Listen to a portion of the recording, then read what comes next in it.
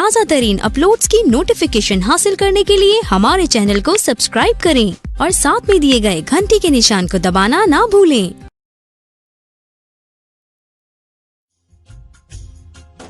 कैलाश पर्वत पर रमण करने वाले देवेश्वरों के भी ईश्वर, प्रथम गणों की सुंदर सेना से युक्त तथा देव शत्रुओं का संहार करने वाले, अमोघ संकल्प वाले, महर्षि कश्यप रूप, भूतल को आहाद प्रदान करने वाले, चंद्रमा रूप, चिंता रहित, अपने ही प्रकाश से प्रकाशित होने वाले, सूक्ष्म ज्योति स्वरूप, अपने स्वरूप भूत की ज्ञान की प्रभा से प्रकाशित, चंचलता से रहित, पीलांग वर्ण वाले, कपिल वर्ण की दाढ़ी मूछ रखने वाले, दुर्वासा मुनि के रूप में अवतीर्ण होने वाले, ललाट में त्रिनेत्र धारण करने वाले, तीनों लोक या तीनों वेद जिनके स्वरूप हैं, ऐसे ज्ञानप्रद और श्रेष्ठ नीति वाले, जगत के उत्पादक, संहारकारी, अतिथि नंदन, भाग एवं विस्पयान, योग विद्या में पारंगत, स्वर्गलोक के स्वामी, कल्याणकारी, गुण और नाम वाले,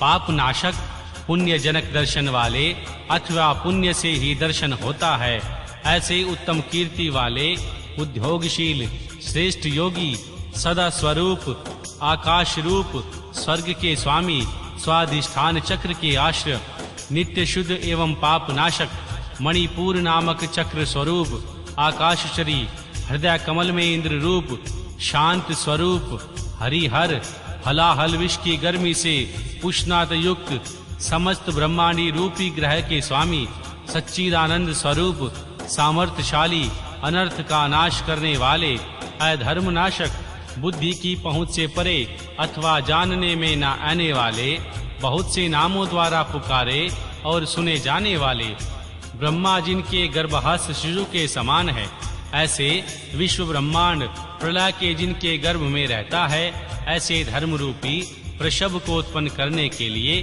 धेनु स्वरूप, धन की प्राप्ति कराने वाले, समस्त संसार का हित चाहने वाले, उत्तम ज्ञान से संपन्न अथवा बुद्धि स्वरूप, कार्तिकेय रूप, कल्याण दाता, सुवर्ण के समान गौर वर्ण वाले तथा तेजस्वी, नाना प्रकार के भूतों के साथ क्रीड़ा करने वाले, नाद स्वरूप, आसक्ति शून्य, नेत्रों में दृष्टा रूप से विद्वान, संपूर्ण जगत के प्रति मैत्री भावना रखने वाले, मुनि स्वरूप, धन में कुबेर के स्वामी, ज्योति स्वरूप, ब्रह्मा और स्वर्ण रत्नों के तेज से प्रकाशित अथवा वसुधा स्वरूप, सूर्य आदि ज्योतियों के प्रकाश, सर्वोत्तम महाज्योति स्वरूप, मातृकाओं के जन्मदाता होने के कारण मातामह है, आकाश में विचरने वाले वायुदेव, सर्प में हार धारण करने वाले, पुलस्य नामक मुनि, पुलह नामक ऋषि, कुंभजन्मा अगस्त्य ऋषि, इसी नाम से प्रसिद्ध मुनि,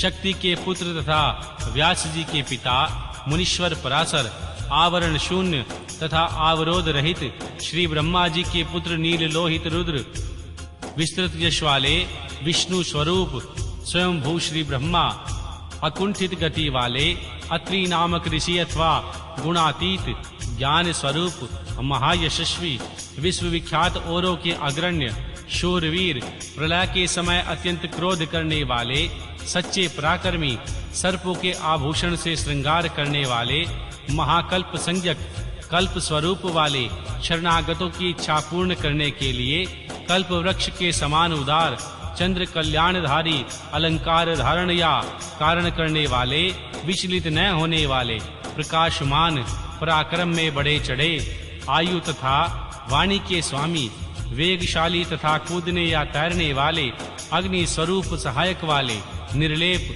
प्रेमी भक्तों के घर पर अतिथि की भांति उपस्थित हो उनका सत्कार ग्रहण करने वाले, इंद्र का मान मर्दन करने वाले, वृक्षों पर या वृक्षों के नीचे आसन लगाने वाले, यश रूपी धन से संपन्न, अग्नि स्वरूप, सूर्य रूप से प्रचंड ताप देने वाले, प्रलय काल में विश्व ब्रह्मांड को अपना ग्रास बना लेने वाले, जपने योग्य नाम वाले, बुढ़ापा आदि दोषों का निवारण करने वाले, लोहित वर्ण वाले, अग्नि रूप, विशाल अश्व वाले, आकाश की उत्पत्ति के स्थान, सुंदर शरीर वाले, अज्ञान अंधकार नाशक, तपने वाले, ग्रीष्म रूप, बादलों से उपलक्षित वर्षा रूप सुंदर नेत्रों वाले, त्रिपुर रूप शत्रु नगरी पर विजय पाने वाले, सुखदायक वायु को प्रकट करने वाले, शारकल्क रूप जिसमें अन्न का सुंदर रूप से परिपाक होता है, वह हेमंत काल रूप सुगंधित मलानिल से युक्त शिशिर शीत रूप, चैत्र वैशाख इन 2 मासों से युक्त वसंत रूप, ग्रीष्म ऋतु रूप, भाद्रपाद मास रूप, धान आदि के बीजों की प्राप्ति कराने वाले शरकाल्क, अंगिरा नामक ऋषि तथा उनके पुत्र देवगुरु बृहस्पति, अवित्री कुमार दुर्वासा, निर्मल संपूर्ण जगत का निर्वाह करने वाले, पवित्र करने वाले, उत्तम बुद्धि वाले विद्वान, तीनों वेदों के विद्वान अथवा तीनों वेदों के द्वारा प्रतिपादित वृषभ रूप श्रेष्ठ वाहन वाले, मन बुद्धि और अहंकार स्वरूप आत्मा, शरीर रूपी क्षेत्र का पालन करने वाले परमात्मा, जमद अग्नि नामक ऋषि रूप अनंत बल के सागर, अपनी जटा से गंगा जी को जल टपकाने वाले, विश्व विख्यात वालव मुनि अथवा प्रलय काल में काल अग्नि स्वरूप से जगत को निगल जाने वाले, सौम्य रूप वाले, सर्वश्रेष्ठ श्रेष्ठ यज्ञ रूप कल्याणदाता, शिलामय लिंग रूप आकाश कुंद, चंद्रमा के समान गौर कांति वाले, दानव शत्रु शत्रुओं का दमन करने वाले, सुंदर निशाकर रूप निष्कटक शरणागत जनों के शोक शल्य को निकालकर स्वयं धारण करने वाले, चारों वेदों के द्वारा जानने योग्य, चारों पुरुषार्थों की प्राप्ति कराने वाले, चतुर एवं चतुर पुरुषों के प्रिय वेदमय स्वरूप, अक्षर सामान्य व शिव रूप, तीर्थों के देवता और शिवालय रूप, अनेक रूप वाले, विराट रूपधारी, चर और अचर संपूर्ण रूप वाले, न्यायकर्ता तथा न्यायशील, अन्याय युक्त आचरण से प्राप्त होने वाले, निर्मल सहस्त्रों सिर वाले, देवताओं के स्वामी, विपक्षी योद्धाओं के संपूर्ण शस्त्रों को नष्ट कर देने वाले, मुंडे हुए सिर वाले सन्यासी, विविध रूप वाले, विक्रमशील, दंडधारी, मन और इंद्रियों का दमन करने वाले, गुणों में सबसे श्रेष्ठ, पिंगल नेत्र वाले, जीवन के साक्षी, नीलकंठ, निरोग, सहस्त्रों भुजाओं से युक्त, सबके स्वामी, शरणागत हितैषी, संपूर्ण लोकों को धारण करने वाले, कमल के आसन पर विराजमान, परम प्रकाश स्वरूप, परंपरागत फल की प्राप्ति कराने वाले, अपनी नाभि से कमल को प्रकट करने वाले विष्णु रूप, विराट ब्रह्मांड को गर्भ में धारण करने के कारण महान गर्भ वाले, संपूर्ण जगत को अपने उदर में धारण करने वाले, चतुर, कारण और कार्य के ज्ञाता, अभीष्ट वर देने वाले, वर्णीय अथवा श्रेष्ठ, डमरू का गंभीर नाद बजाने वाले, देवताओं तथा असुरों के गुरुदेव एवं आराध्य, देवताओं तथा असुरों से वंदित, देवताओं तथा असुर दोनों के बड़े मित्र, देवताओं और असुरों के महान ईश्वर, देवताओं और असुरों के शासक,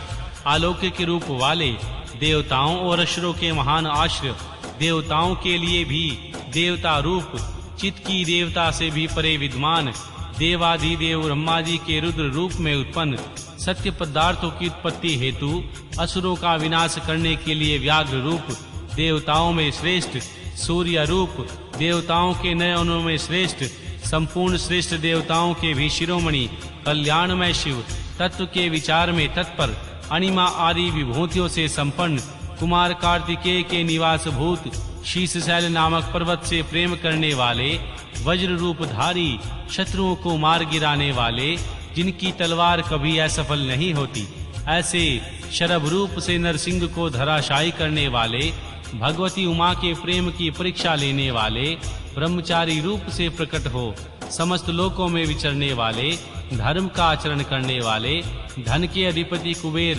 नंदी नामक गण, इसी नाम से प्रसिद्ध वृषभ, अनंत रहित, नग्नावतार व्रत, दिगंबर रहने का व्रत धारण करने वाले, नित्य शुद्ध, लिंग दोह के दृष्टा,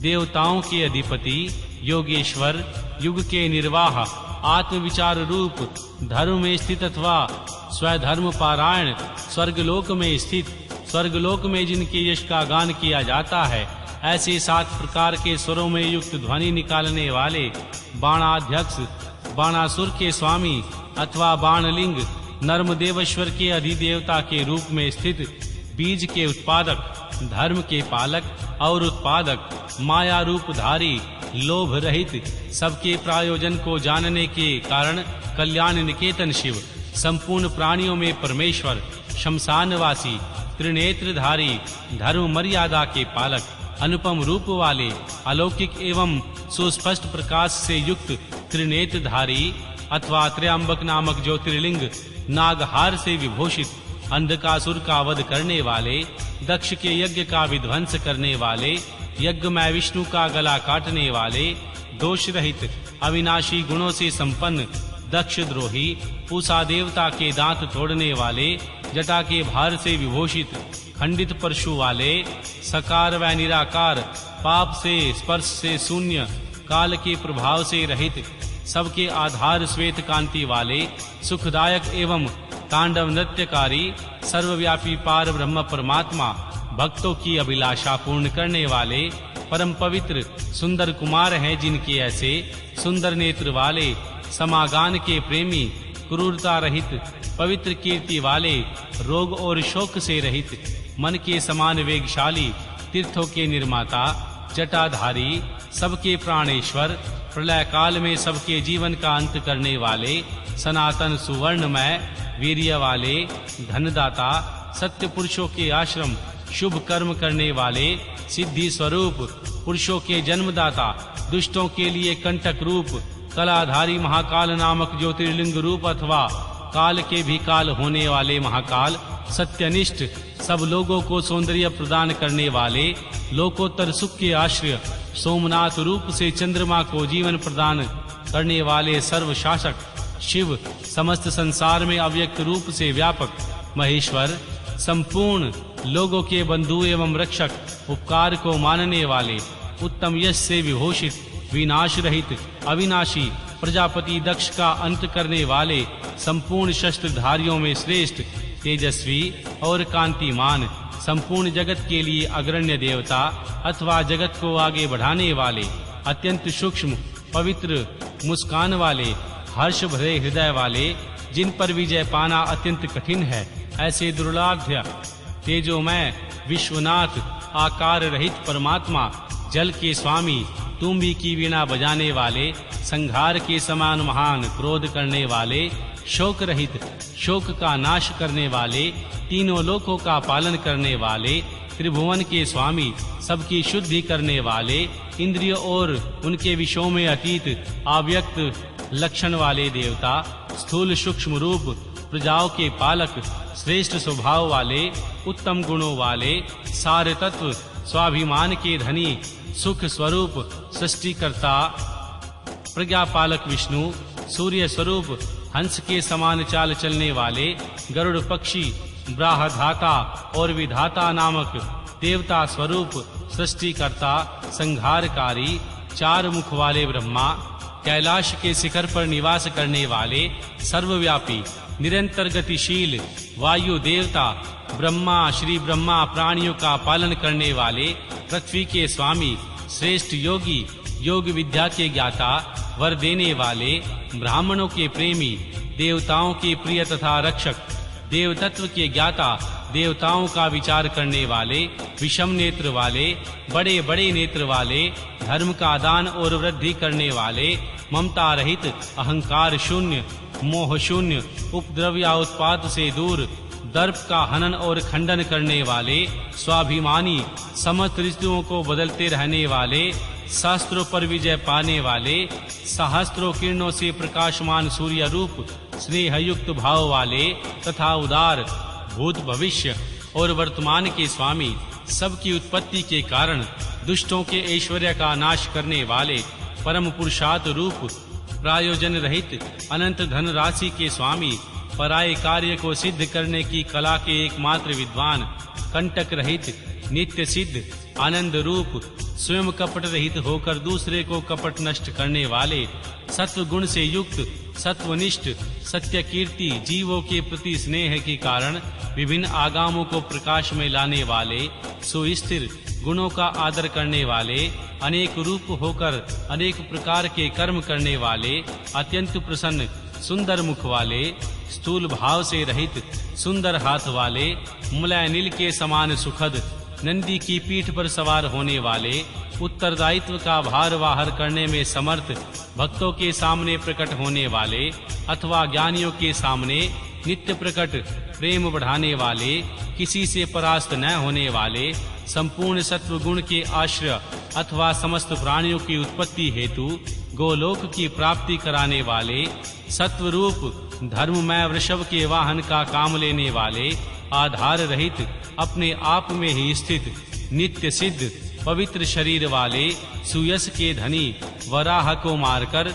उसे दाढ़ रूपी श्रृंगों को धारण करने के कारण श्रृंगी नाम से प्रसिद्ध, शक्तिशाली अद्वितीय त्रेता, वेदों को प्रकाशित करने वाले, वेद ज्ञान से संपन्न, सबके एकमात्र सहायक, अनेक प्रकार के पदार्थों की सृष्टि करने वाले, श्री वत्सधारी, श्री विष्णु के लिए मंगलकारी, शांत एवं मंगल रूप, सर्वस्त्र समभाव रखने वाले, यश स्वरूप, पृथ्वी पर शयन करने वाले, सबको विभूषित करने वाले, कल्याण स्वरूप, प्राणियों की सृष्टि करने वाले, भूतों के उत्पादक, कंपित न होने वाले, भक्ति स्वरूप, कालनाशक, नील और लोहित वर्ण वाले, सत्यव्रतधारी एवं महान त्यागी, निरंतर शांत, परोपकारवर्ती एवं अभिष्ट वरदाता, वैराग्यवान, विज्ञानवान, शुभ देने और करने वाले, स्वयं शुभ स्वरूप होने के कारण शुभ नामधारी, याचना रहित, निर्गुण, दृष्टा एवं कर्तव्य रहित, सुवर्ण के समान कांतिमान, स्वभावात कल्याणकारी, उदासीन, शत्रुनाशक, विघ्नों का निवारण करने वाले, मोर पंख, कवच और त्रिशूल धारण करने वाले, जटा मुंड माला और कवच धारण करने वाले, मृत्यु रहित, सर्वज्ञों में श्रेष्ठ, तेज पुंज महामणि, कौस्तुभादि रूप, असंख्य नाम रूप और गुणों से युक्त होने के कारण किसी के द्वारा मापे न जाने वाले, पराक्रमी एवं पराक्रम के ज्ञाता, जानने योग्य, दीर्घ काल तक देवी सती के वियोग में अथवा विशिष्ट योग की साधना में संलग्न हुए मन वाले, भूत और भविष्य के ज्ञाता, मुनीश्वर रूप, सर्वोत्तम एवं दुर्जय, जिनका दर्शन मनोहर एवं प्रिय लगता है, ऐसे देवताओं के ईश्वर, आश्रयदाता, सर्वस्वरूप, प्राण रूप, सत्य पुरुषों के आश्रय, काल जिनका सहायक है, ऐसे काल के भी काल, वासुकी नाग को अपने हाथ में कंगन के समान धारण करने वाले, महान धनुर्धर, पृथ्वी पालक, कलंक शून्य, बंधन रहित, आकाश में मणि के समान प्रकाशमान तथा भक्तों को भवसागर से पार करने वाले नौका रूप, कृत्य, सिद्धिदाता और सिद्धि के साधक, सब ओर से माया द्वारा आवृत, स्तुति के योग्य, चौड़ी छाती वाले, बड़ी बाह वाले, सबकी उत्पत्ति के स्थान, निर्भय, नर नारायण के प्रेमी अथवा प्रियतम, दोष संपर्क से रहित तथा जगत प्रपंच से अतीत रूप वाले, विशिष्ट अंग वाले, प्राणियों के प्रकाट्य के हेतु यज्ञादि कर्मों में होने वाले अंग, वैगुण्य का नाश करने वाले, स्तुति के योग्य, स्तुति के प्रेमी, स्तुति करने वाले, व्यास स्वरूप, अंकुशर रहित, स्वतंत्र, मोक्ष प्राप्ति के निर्दोष उपाय रूप, विद्याओं के सागर, ब्रह्मानंद के प्रेमी रस, शांत बुद्धि वाले, क्षोभ या नाश से रहित, भक्तों का संग्रह करने वाले, सतत मनोहर, व्याघ्र चर्मधारी, ब्रह्मा जी के स्वामी, शाककल्य, ऋषि रूप, अत्रि के स्वामी, चंद्रमा रूप, परमार्थ तत्व का उपदेश देने वाले, ज्ञानी गुरु दत्तात्रेय रूप, शरणागतों पर दया करने वाले, उमा सहित भक्ति रस के दाता, प्रेम रस प्रदान करने वाले, समस्त प्राणियों को सहारा देने वाले, इस प्रकार श्री हरि प्रतिदिन सहस्त्र नामों द्वारा भगवान शिव की स्तुति, सहस्त्र कमलों द्वारा उनका पूजन एवं प्रार्थना किया करते थे। एक दिन भगवान शिव की लीला से एक कमल कम हो जाने पर भगवान विष्णु ने अपना कमलोत्तम नेत्र ही चढ़ा दिया। इस प्रकार उनसे पूजित एवं प्रसन्न हो भगवान शिव ने उन्हें चक्र दिया और इस प्रकार कहा, हरे, सब प्रकार के अनर्थों की शांति के लिए तुम मेरे स्वरूप का ध्यान करना चाहिए। अनेकानेक दुखों का नाश करने के लिए इस महान सहस्त्र नाम का पाठ करते रहना चाहिए।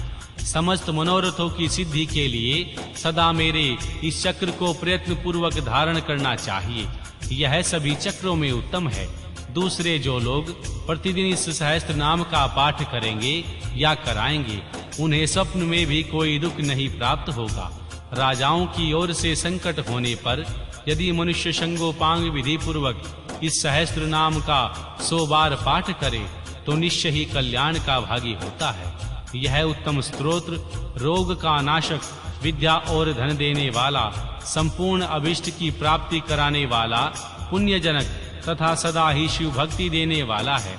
जिस फल के उद्देश्य से मनुष्य यहाँ श्रेष्ठ स्तोत्र का पाठ करेंगे उसे निसंदेह प्राप्त कर लेंगे।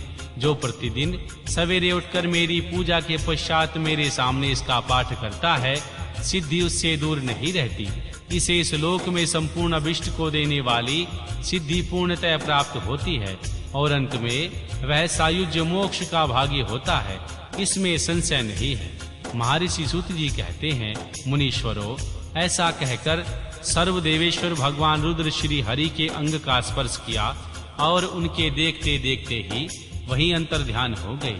भगवान विष्णु भी शंकर जी के वचन से उस शुभ चक्र को पा जाने से मन ही मन बड़े प्रसन्न हुए। फिर वे प्रतिदिन शंभु के ध्यान पूर्वक इस स्तोत्र का पाठ करने लगे। उन्होंने अपने भक्तों को भी इसका उपदेश दिया। तुम्हारे प्रश्न के अनुसार मैंने यह प्रसंग सुनाया है जो श्रोताओं के पाप को हर लेने वाला है। अब और क्या सुनना चाहते?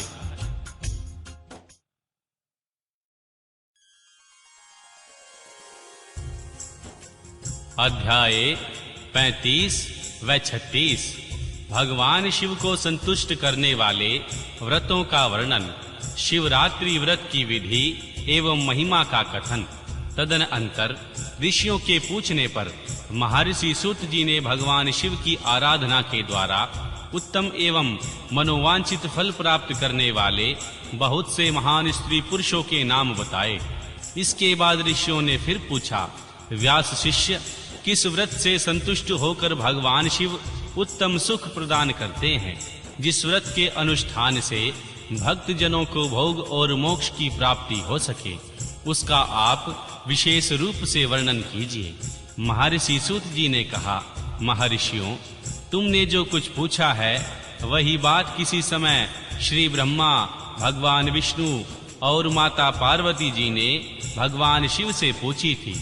इसके उत्तर में भगवान शंकर ने जो कुछ कहा वह मैं तुम लोगों को बता रहा हूँ। भगवान शिव बोले, मेरे बहुत से व्रत हैं जो भोग और मोक्ष प्रदान करने वाले हैं। उसके मुख्य 10 व्रत हैं जिन्हें जबाल श्रुति के विद्वान 10 शैशव व्रत कहते हैं। द्विजों को सदा यत्न पूर्वक इन व्रतों का पालन करना चाहिए। प्रत्येक अष्टमी को केवल रात में ही भोजन करें। विशेषतः कृष्ण पक्ष की अष्टमी को भोजन का सर्वथा त्याग कर दें। शुक्ल पक्ष की एकादशी को भी भोजन छोड़ दें, किंतु कृष्ण पक्ष की एकादशी को रात में पूजन करने के पश्चात भोजन किया जा सकता है।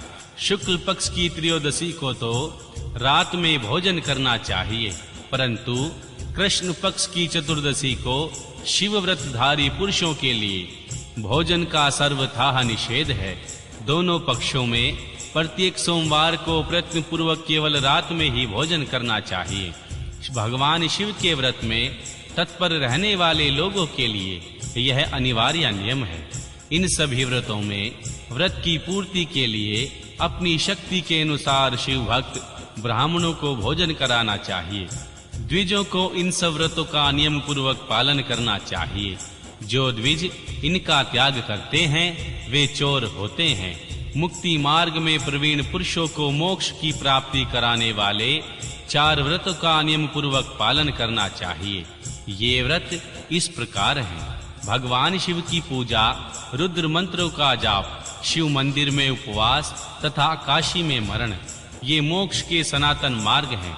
सोमवार की अष्टमी और कृष्ण पक्ष की चतुर्दशी, इन 2 तिथियों को उपवास पूर्वक व्रत रखा जाए तो वह भगवान शिव को संतुष्ट करने वाला होता है। इसमें अन्यथा विचार करने की आवश्यकता नहीं है। हरे, इन चारों में भी शिवरात्रि का व्रत ही सबसे अधिक बलवान है। इसलिए भोग और मोक्ष रूपी फल की इच्छा रखने वाले लोगों को मुख्यतः उसी का पालन करना चाहिए। इस व्रत को छोड़कर कोई दूसरा व्रत मनुष्यों के लिए हितकर व्रत नहीं है। यह व्रत सबके लिए धर्म का उत्तम स्थान है।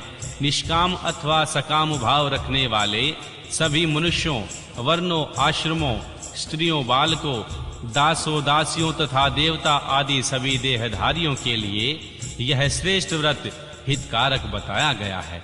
माघ मास के कृष्ण पक्ष में शिवरात्रि तिथि का विशेष महत्व बताया जाता है।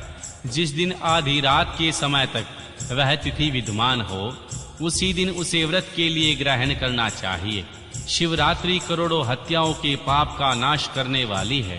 केशव, उस दिन सवेरे से लेकर जो कार्य करना आवश्यक है उसे प्रसन्नता पूर्वक तुम्हें बता रहा हूँ। तुम ध्यान देकर सुनो। बुद्धिमान पुरुष सवेरे उठकर बड़े आनंद के साथ स्नान आदि नित्य कर्म करे, आलस्य को पास न आने दे। फिर शिवालय में जाकर शिवलिंग का विधिवत पूजन करके मुझ शिव को नमस्कार करने के पश्चात उत्तम रीति से संकल्प करे। देवादिदेव, महादेव, नीलकंठ, आपको नमस्कार है। देव, मैं आपके शिवरात्रि व्रत का अनुष्ठान करना चाहता हूँ। देवेश्वर, आपके प्रभाव से यह व्रत बिना किसी विघ्न बाधा के पूर्ण हो और काम आदि शत्रु मुझे पीड़ा न दें। ऐसा संकल्प करके पूजन सामग्री का संग्रह करें और उत्तम स्थान में जो शास्त्र प्रसिद्ध शिवलिंग हो उसके पास रात में जाकर स्वयं उत्तम विधि विधान का संपादन करें। फिर भगवान शिव के दक्षिणाया पश्चिम भाग में सुंदर स्थान पर उसके निकट ही पूजा के लिए संचित सामग्री को रख दें। तदनंतर श्रेष्ठ पुरुष वहां फिर स्नान करें। स्नान के बाद सुंदर वस्त्र और उपवस्त्र धारण करके 3 बार आचमन करने के पश्चात पूजन आरंभ करें।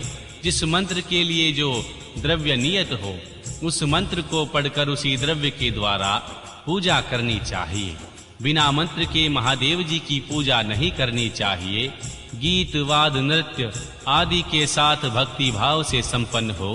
रात्रि के प्रथम पहर में पूजन करके विद्वान पुरुष मंत्र का जाप करें। यदि मंत्रज्ञ पुरुष उस समय श्रेष्ठ पार्थिव लिंग का निर्माण करे। नित्य कर्म करने के पश्चात पार्थिव लिंग का ही पूजन करे। पहले पार्थिव बनाकर पीछे उसकी विधिवत स्थापना करे। फिर पूजन के पश्चात नाना प्रकार के स्तोत्रों द्वारा भगवान शंकर को संतुष्ट करे। बुद्धिमान पुरुष को चाहिए उस समय शिवरात्रि व्रत के महत्व का पाठ करे। श्रेष्ठ भक्त अपने व्रत की पूर्ति के लिए उस महत्व को श्रद्धा पूर्वक सुने। रात्रि के चारों प्रहरों में 4 पार्थिव लिंगों का निर्माण करके आवाहन से लेकर विसर्जन तक क्रमशः उनकी पूजा करे और बड़े उत्सव के साथ प्रसन्नता पूर्वक जागरण करे। प्रातः काल स्नान करके पुनः वहां पार्थिव भगवान शिव का ध्यान और पूजा करे। इस व्रत को पूरा करके हाथ जोड़ मस्तक झुका बारंबार नमस्कार पूर्वक भगवान शंभु से इस प्रकार प्रार्थना करे। प्रार्थना एवं विसर्जन। महादेव, आपकी आज्ञा से मैंने जो व्रत ग्रहण किया था स्वामिन, वह परम उत्तम व्रत पूर्ण हो गया। अतः अब उसका विसर्जन करता हूँ। देवेश्वर, यथाशक्ति किए गए इस व्रत से आज आप मुझ पर कृपा करके संतुष्ट हो। तत्पश्चात शिव को पुष्पांजलि समर्पित करके विधि पूर्वक दान दें। फिर भगवान शिव को नमस्कार करके व्रत संबंधी नियम का विसर्जन कर दे। अपनी शक्ति के अनुसार शिव भक्त ब्राह्मणों, विशेषतः सन्यासियों को भोजन कराकर पूर्णतः संतुष्ट करके स्वयं भी उनका भोजन करे। हरे, शिवरात्रि को प्रत्येक प्रहर में श्रेष्ठ शिव भक्तों को जिस प्रकार विशेष पूजा करनी चाहिए उसे मैं बताता हूँ। प्रथम पहर में पार्थिव लिंग की स्थापना करके अनेक सुंदर उपचारों द्वारा उत्तम भक्ति भाव से पूजन करें। पहले गंध, पुष्प आदि 5 द्रव्यों द्वारा सदा महादेव जी की पूजा करनी चाहिए। उस द्रव्य से संबंध रखने वाले मंत्र का उच्चारण करके पृथक पृथक वह द्रव्य समर्पित करे। इस प्रकार द्रव्य समर्पण के पश्चात भगवान शिव को जलधारा अर्पित करे। विद्वान पुरुष चढ़े हुए द्रव्य को जलधारा से ही उतारे। जलधारा के साथ साथ 108 मंत्र का जाप करके वहां निर्गुण सगुण शिव रूप का पूजन करें।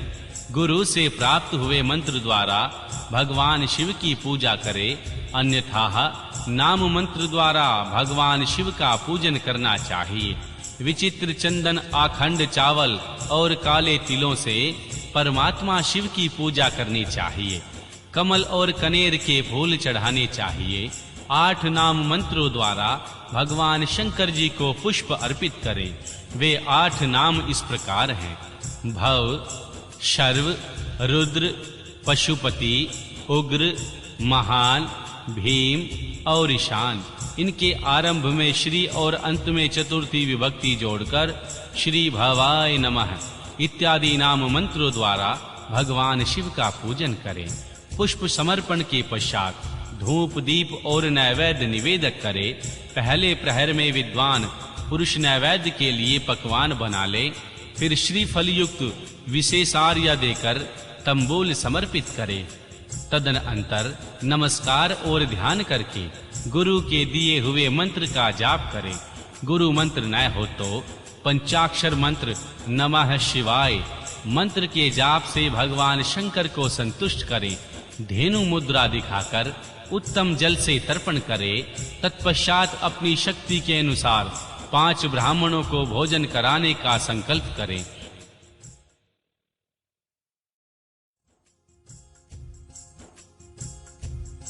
फिर जब तक पहला प्रहर पूरा न हो जाए तब तक महान उत्सव करता रहे। दूसरा प्रहर आरंभ होने पर पुनः पूजन के लिए संकल्प करे, अथवा एक ही प्रहरों में संकल्प करके पहले प्रहर की भांति पूजा करता रहे। पहले पूर्वोक्त द्रव्यों से पूजन करके फिर जलधारा समर्पित करे। प्रथम प्रहर की अपेक्षा 2 गुने मंत्रों का जाप करके भगवान शिव की पूजा करे।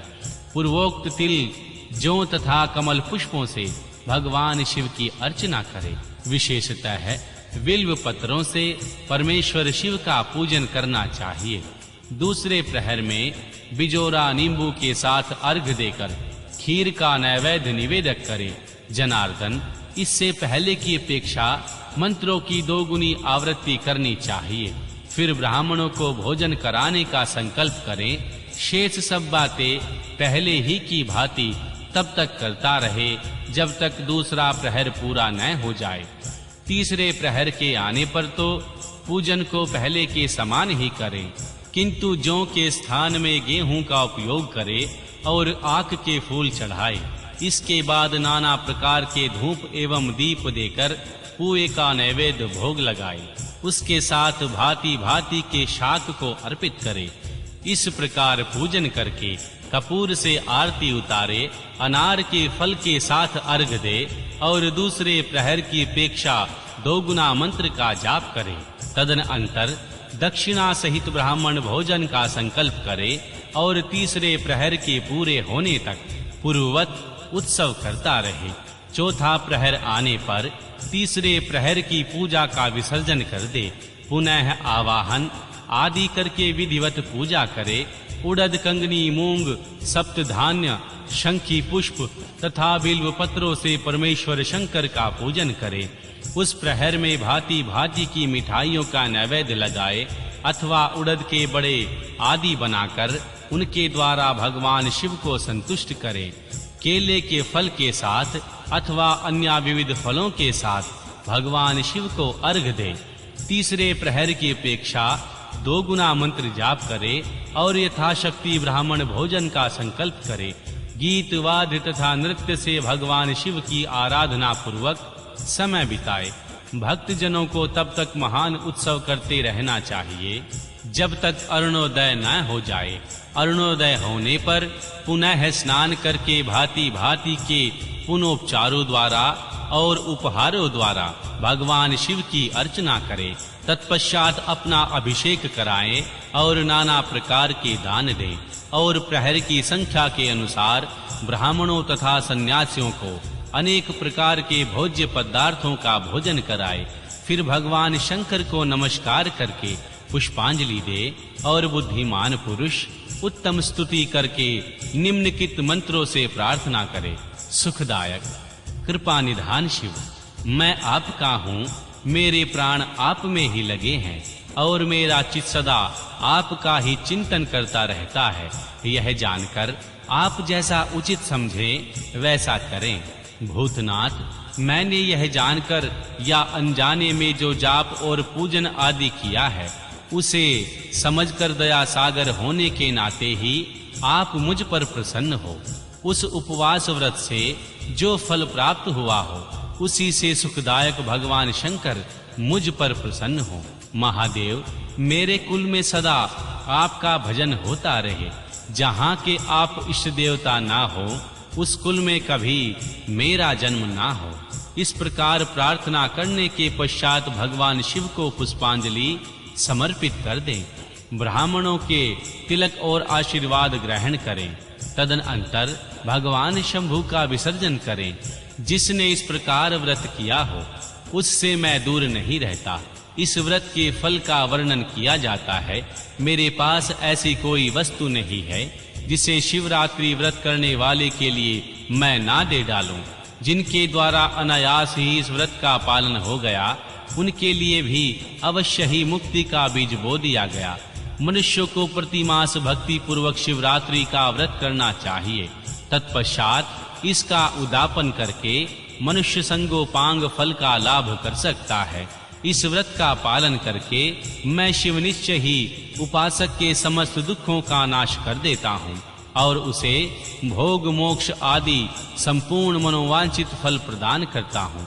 महर्षि सूत जी कहते हैं, महर्षियों, भगवान शिव का यह अत्यंत हितकारक और अद्भुत वचन सुनकर श्री विष्णु अपने धाम को लौट आए। इसके बाद उत्तम व्रत का अपना हित चाहने वाले लोगों में प्रचार हुआ। किसी समय केशव ने नारद जी से भोग और मोक्ष देने वाले इस दिव्य शिवरात्रि का व्रत का वर्णन किया था। अध्याय 37 व 38 शिवरात्रि के व्रत के उद्यापन की विधि।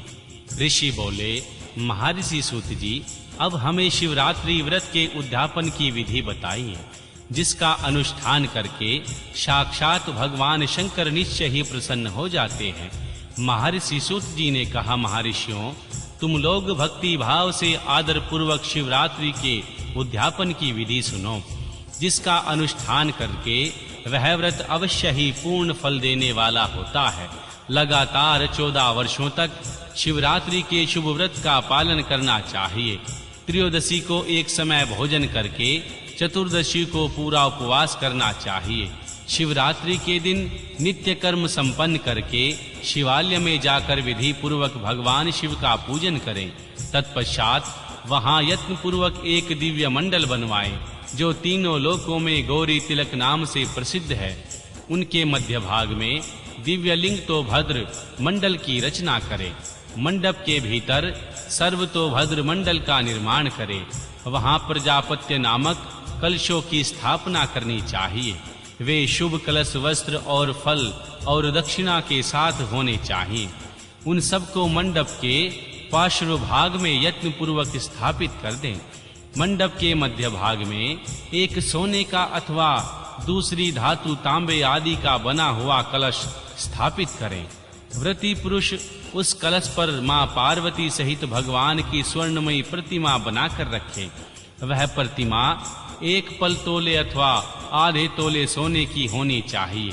जैसी अपनी शक्ति हो उसके अनुसार प्रतिमा बनवा लें। वाम भाग में मां पार्वती और दक्षिण भाग में भगवान शिव की प्रतिमा स्थापित करके रात्रि में उनका पूजन करें। आलस्य छोड़कर पूजन का काम करना चाहिए। उस कार्य में 4 ऋतिज्वों के साथ एक पवित्र आचार्य का वर्ण करें और उसकी आज्ञा लेकर भक्ति पूर्वक भगवान शिव की पूजा करें। रात को प्रत्येक पहर में पृथक पृथक पूजा करते हुए जागरण करें। व्रती पुरुष भागव संबंधी कीर्तन, गीत एवं नृत्य आदि के द्वारा सारी रात बिताए। इस प्रकार विधिवत पूजन पूर्वक भगवान शिव को संतुष्ट करके प्रातःकाल पूजन करने के पश्चात शिवविधि होम करना चाहिए।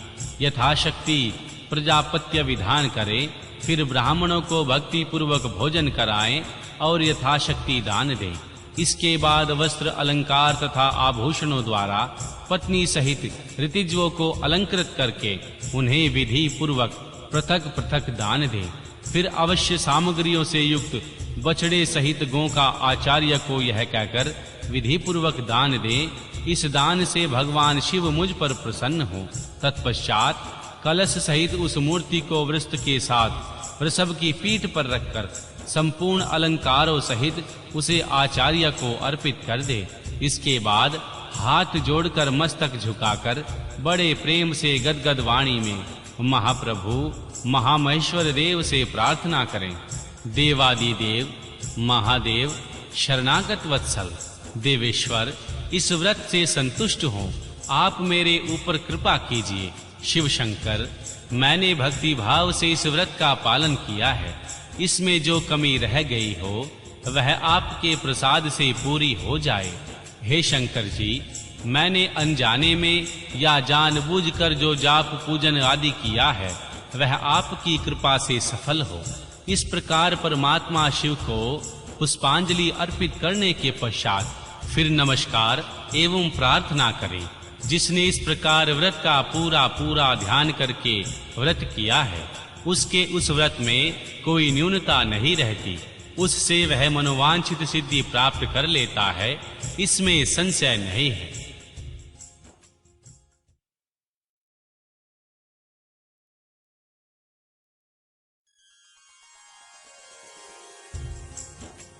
अध्याय 39।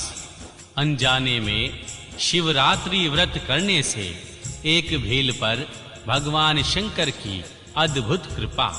ऋषियों ने पूछा, महर्षि सूत जी, पूर्व काल में किसने इस उत्तम शिवरात्रि व्रत का पालन किया और अनजाने में इस व्रत का पालन करके किसने कौन सा फल प्राप्त किया था?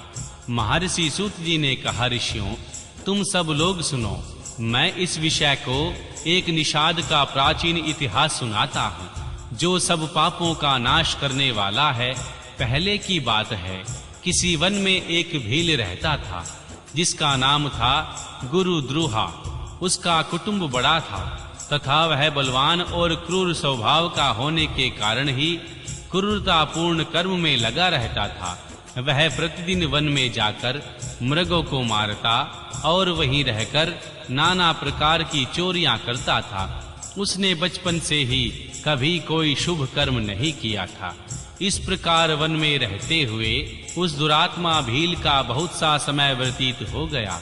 तदनंतर एक दिन बड़ी सुंदर ही एवं शुभकारक शिवरात्रि आई, किंतु वह दुरात्मा घने जंगल में निवास करने वाला था, इसलिए उस व्रत को नहीं जानता था। उसी दिन उस भील के माता पिता और पत्नी ने भूख से पीड़ित होकर उनसे याचना की, वनेचर, हमें खाने को दो।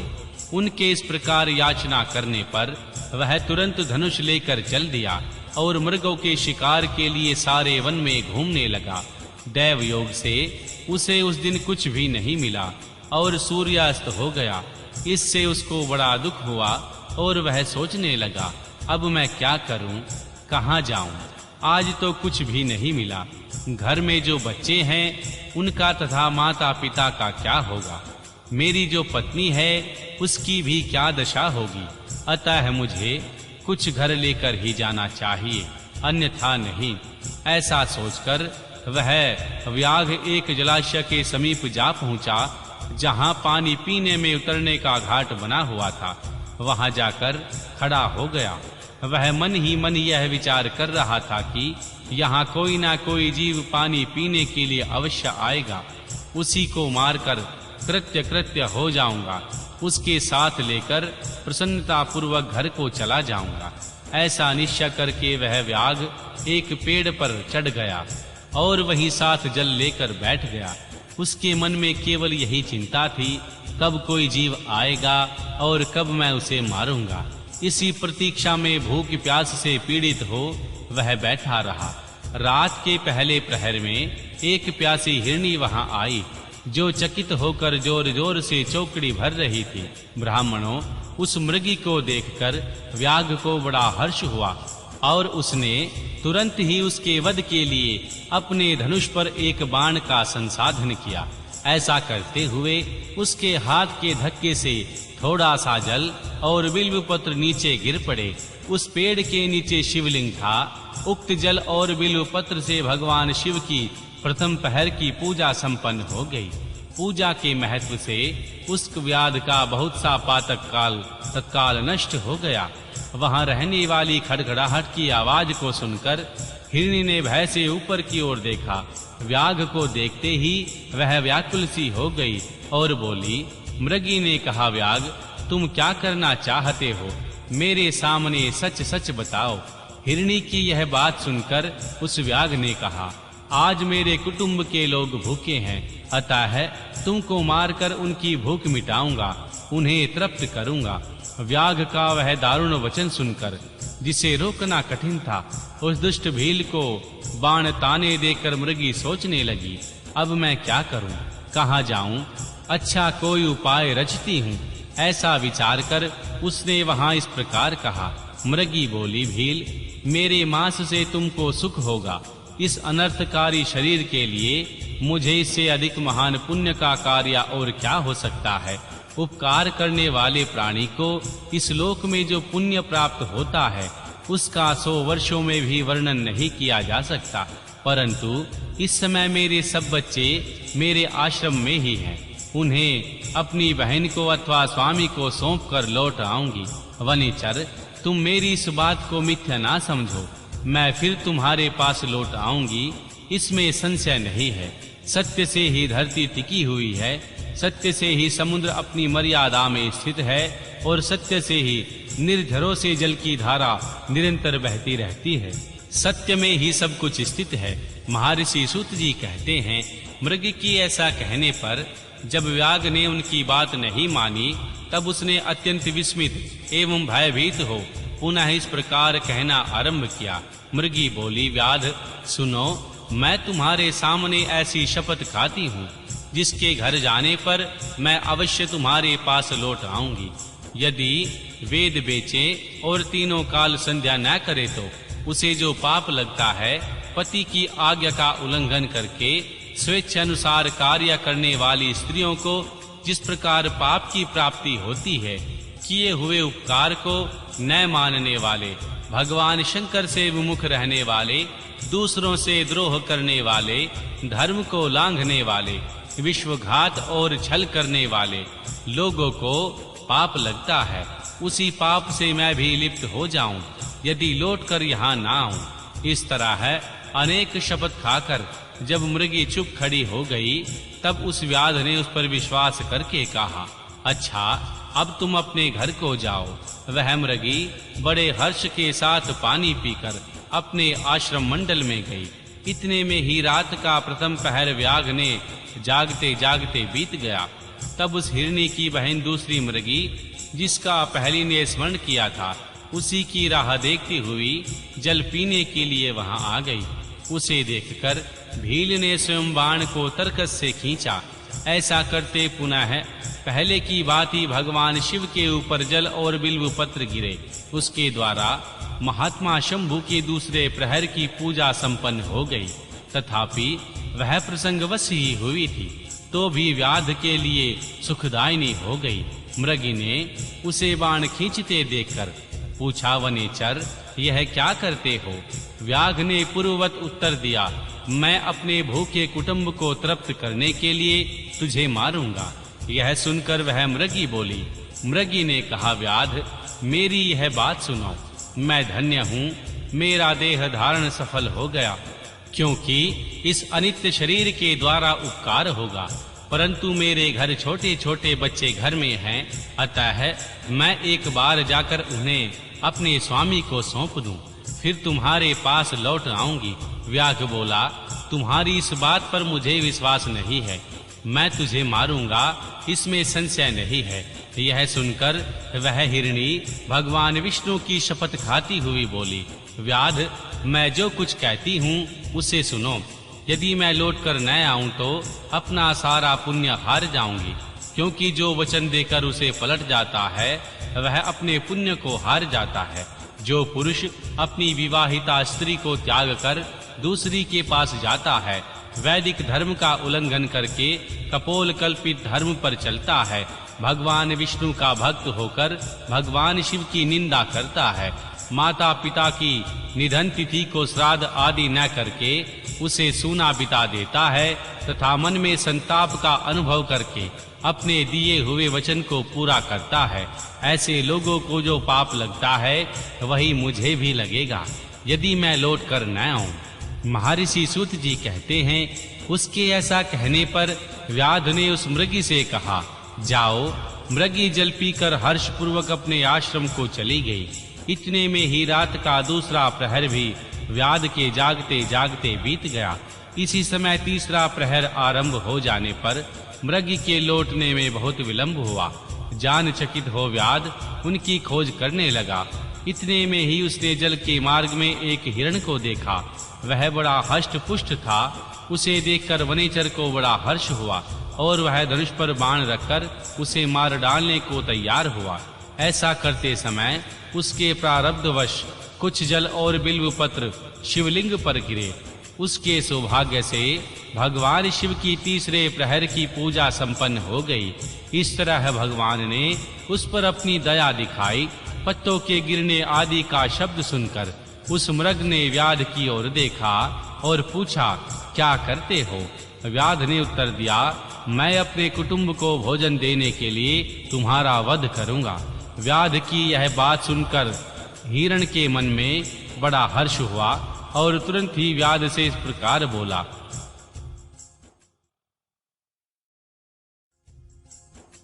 हिरण ने कहा, मैं धन्य हूँ, मेरा हष्ट पुष्ट होना सफल हो गया, क्योंकि मेरे शरीर से आप लोगों की तृप्ति होगी।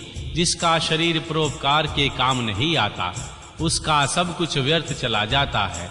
जो सामर्थ्य रहते हुए भी किसी का उपकार नहीं करता, उसकी वह सामर्थ्य व्यर्थ चली जाती है तथा वह परलोक में नरक का गामी होता है। परंतु एक बार मुझे जाने दो, मैं अपने बालकों को उनकी माता के हाथ में सौंपकर और उन सबको धीरज बंधाकर यहाँ लौट आऊंगा। उनके ऐसा कहने पर व्याध मन ही मन बड़ा विस्मित हुआ। उनका हृदय पुंज शुद्ध हो गया और उनके सारे पाप पुंज नष्ट हो चुके थे। उसने इस प्रकार कहा। व्याध बोला, जो जो यहाँ आए वे सब तुम्हारी ही तरह बातें बनाकर चले गए, परंतु वे वंचक अभी तक यहाँ नहीं लौटे। मृग, तुम भी इस समय संकट में हो, इसलिए झूठ बोलकर चले जाओगे, फिर आज मेरा जीवन निर्वाह कैसे होगा? मृग बोला, व्याध, मैं जो कुछ कहता हूँ उसे सुनो, मुझ में असत्य नहीं है। सारा चराचर ब्रह्मांड सत्य से ही टिका हुआ है। जिसकी वाणी झूठी होती है उसका पुण्य उसी क्षण नष्ट हो जाता है। तथापि भील, तुम मेरी सच्ची प्रतिज्ञा सुनो।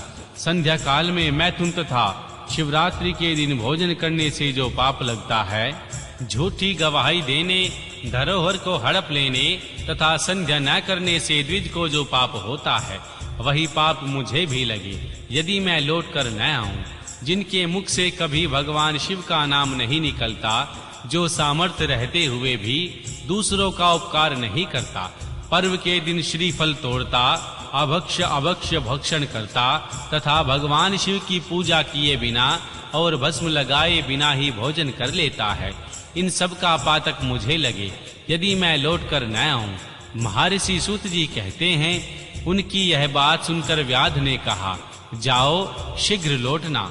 व्याध के ऐसा कहने पर मृग पानी पीकर चला गया। वे सब अपने आश्रम पर मिले। तीनों ही प्रतिज्ञाबद्ध हो चुके थे। आपस में एक दूसरे के वृतांत को भली भांति सुनकर सत्य के पास से बंधे हुए उन सब ने यही निश्चय किया कि वहां अवश्य जाना चाहिए। इस निश्चय के बाद वहां बालकों को आश्वासन देकर वे सब के सब जाने के लिए उत्सुक हो गए। उस समय जेठी मृगी ने कहा, अपने स्वामी से, स्वामिन आपके बिना यहाँ बालक कैसे रहेंगे?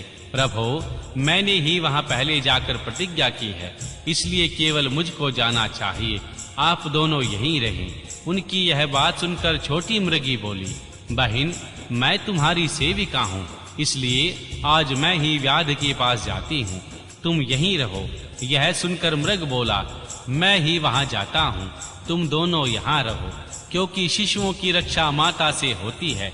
स्वामी की यह बात सुनकर उन दोनों मृगियों ने धर्म की दृष्टि से उसे स्वीकार नहीं किया। वे दोनों अपने पति से प्रेम पूर्वक बोली, प्रभो, पति के बिना इस जीवन को धिक्कार है।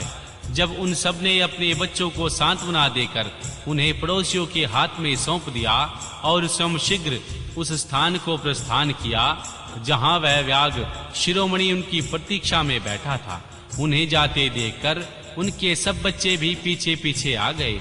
उन्होंने यह निश्चय कर लिया था कि माता पिता की जो गति होगी, उन सब को एक साथ आया देखकर व्याघ्र को बड़ा हर्ष हुआ। उसने धनुष पर बाण रखा। उस समय पुनः जल और बिल्वपत्र भगवान शिव के ऊपर गिरे। उससे शिव की चौथे प्रहर की पूजा शुभ होकर संपन्न हो गई। उस समय व्याध का सारा पाप तत्काल भस्म हो गया। इतने में ही दोनों मृगियों और मृग बोल उठे, व्याध शिरोमणे, शीघ्र कृपा करके हमारे शरीर को सार्थक करो। उनकी यह बात सुनकर व्याध को बड़ा विस्मय हुआ। भगवान शिव के प्रभाव से उसको दुर्लभ ज्ञान प्राप्त हो गया। उसने सोचा, ये मृग ज्ञानहीन पशु होने पर भी धन्य है, सर्वथा आदरणीय, क्योंकि अपने शरीर से ही परोपकार में लगे हुए हैं। मैंने इस समय मनुष्य जन्म पाकर भी किसका पुरुषार्थ साधन किया, दूसरे के शरीर को पीड़ा देकर अपने शरीर को पोसा है। प्रत्येक अनेक प्रकार के पाप करके अपने कुटुंब का पालन किया है। हाय, ऐसे पाप करके मेरी क्या गति होगी, अथवा मैं किस गति को प्राप्त होऊंगा। मैंने जन्म लेकर अब तक जो पातक किया है, उसका इस समय मुझे स्मरण हो रहा है। मेरा जीवन धिक्कार है, धिक्कार है। इस प्रकार ज्ञान संपन्न होकर व्याध ने अपने बाण को रोक लिया और कहा, श्रेष्ठ मृगो, तुम जाओ, तुम्हारा जीवन धन्य है। व्याध के ऐसा कहने पर भगवान शंकर तत्काल प्रसन्न हो गए और उन्होंने व्याध को अपने सम्मानित एवं पूजित स्वरूप का दर्शन कराया। कृपा पूर्वक उसके शरीर का स्पर्श करके उनसे प्रेम से कहा, भील, मैं तुम्हारे व्रत से प्रसन्न हूँ, वर मांगो। व्याध भी तो भगवान शिव के स्वरूप को देखकर तत्काल जीवन मुक्त हो गया। मैंने सब कुछ पा लिया, यों कहता हुआ उनके चरणों के आगे गिर पड़ा। उनके इस भाव को देखकर भगवान शिव मन ही मन बड़े प्रसन्न हुए। उसने गुहा नाम देकर कृपा दृष्टि से देखते हुए उन्हें दिव्य वर दिए। भगवान शिव बोले, व्याध सुनो, आज मैं तुम श्रृंगेश्वरपुर में उस उत्तम राजधानी का आश्रय ले दिव्य भोगों का उपभोग करो। तुम्हारे वंश की वृद्धि निर्विघ्न रूप से होती रहेगी। देवता भी तुम्हारी प्रशंसा करेंगे। व्याघ, मेरे भक्तों पर सदा स्नेह रखने वाले भगवान श्री राम एक दिन निश्चय ही तुम्हारे घर पधारेंगे और तुम्हारे साथ मित्रता करेंगे। तुम मेरी सेवा में मन लगाकर दुर्लभ मोक्ष पा जाओगे। इसी समय वे सब मृग भगवान शंकर का दर्शन और प्रणाम करके मृग योनि से मुक्त हो गए तथा दिव्य देहधारी हो विमान पर बैठकर भगवान शिव के दर्शन मात्र से शाप मुक्त हो दिव्य धाम को चले गए। तब से अर्बुद पर्वत पर भगवान शिव व्याधेश्वर के नाम से प्रसिद्ध हुए, जो दर्शन और पूजन करने के तत्काल भोग और मोक्ष प्रदान करने वाले हैं। महर्षियों, वह व्याध भी उस दिन से दिव्य भोगों का उपभोग करता हुआ अपनी राजधानी में रहने लगा। उसने भगवान श्री राम की कृपा पाकर भगवान शिव का सायुज्य प्राप्त कर लिया। अनजाने में ही इस व्रत का अनुष्ठान करने से उसको सायुज्य मोक्ष मिल गया। फिर तो भक्ति भाव से संपन्न होकर इस व्रत को करते रहे। वे भगवान शिव का शुभ सायुज्य प्राप्त कर लें, इसके लिए तो कहना ही क्या। संपूर्ण शास्त्रों तथा अनेक प्रकार के धर्मों के विषय में भली भांति विचार करके इस शिवरात्रि व्रत को जो सबसे उत्तम बताया गया है, इस लोक में जो नाना प्रकार के व्रत, विविध तीर्थ, भांति भांति के विचित्र दान अनेक प्रकार के यज्ञ, तरह तरह के तप, बहुत से जप हैं, वे सब शिवरात्रि व्रत की समानता नहीं करते। इसलिए अपना हित चाहने वाले मनुष्यों को इस शुभतर व्रत का पालन करना चाहिए। यह शिवरात्रि व्रत दिव्य है, इसमें सदा भोग और मोक्ष की प्राप्ति होती है। महर्षियों, यह शुभ शिवरात्रि व्रत व्रतराज के नाम से विख्यात है। इसके विषय में सब बातें मैंने तुमसे बता दी, और अब क्या सुनना चाहते? ओम नमः शिवाय।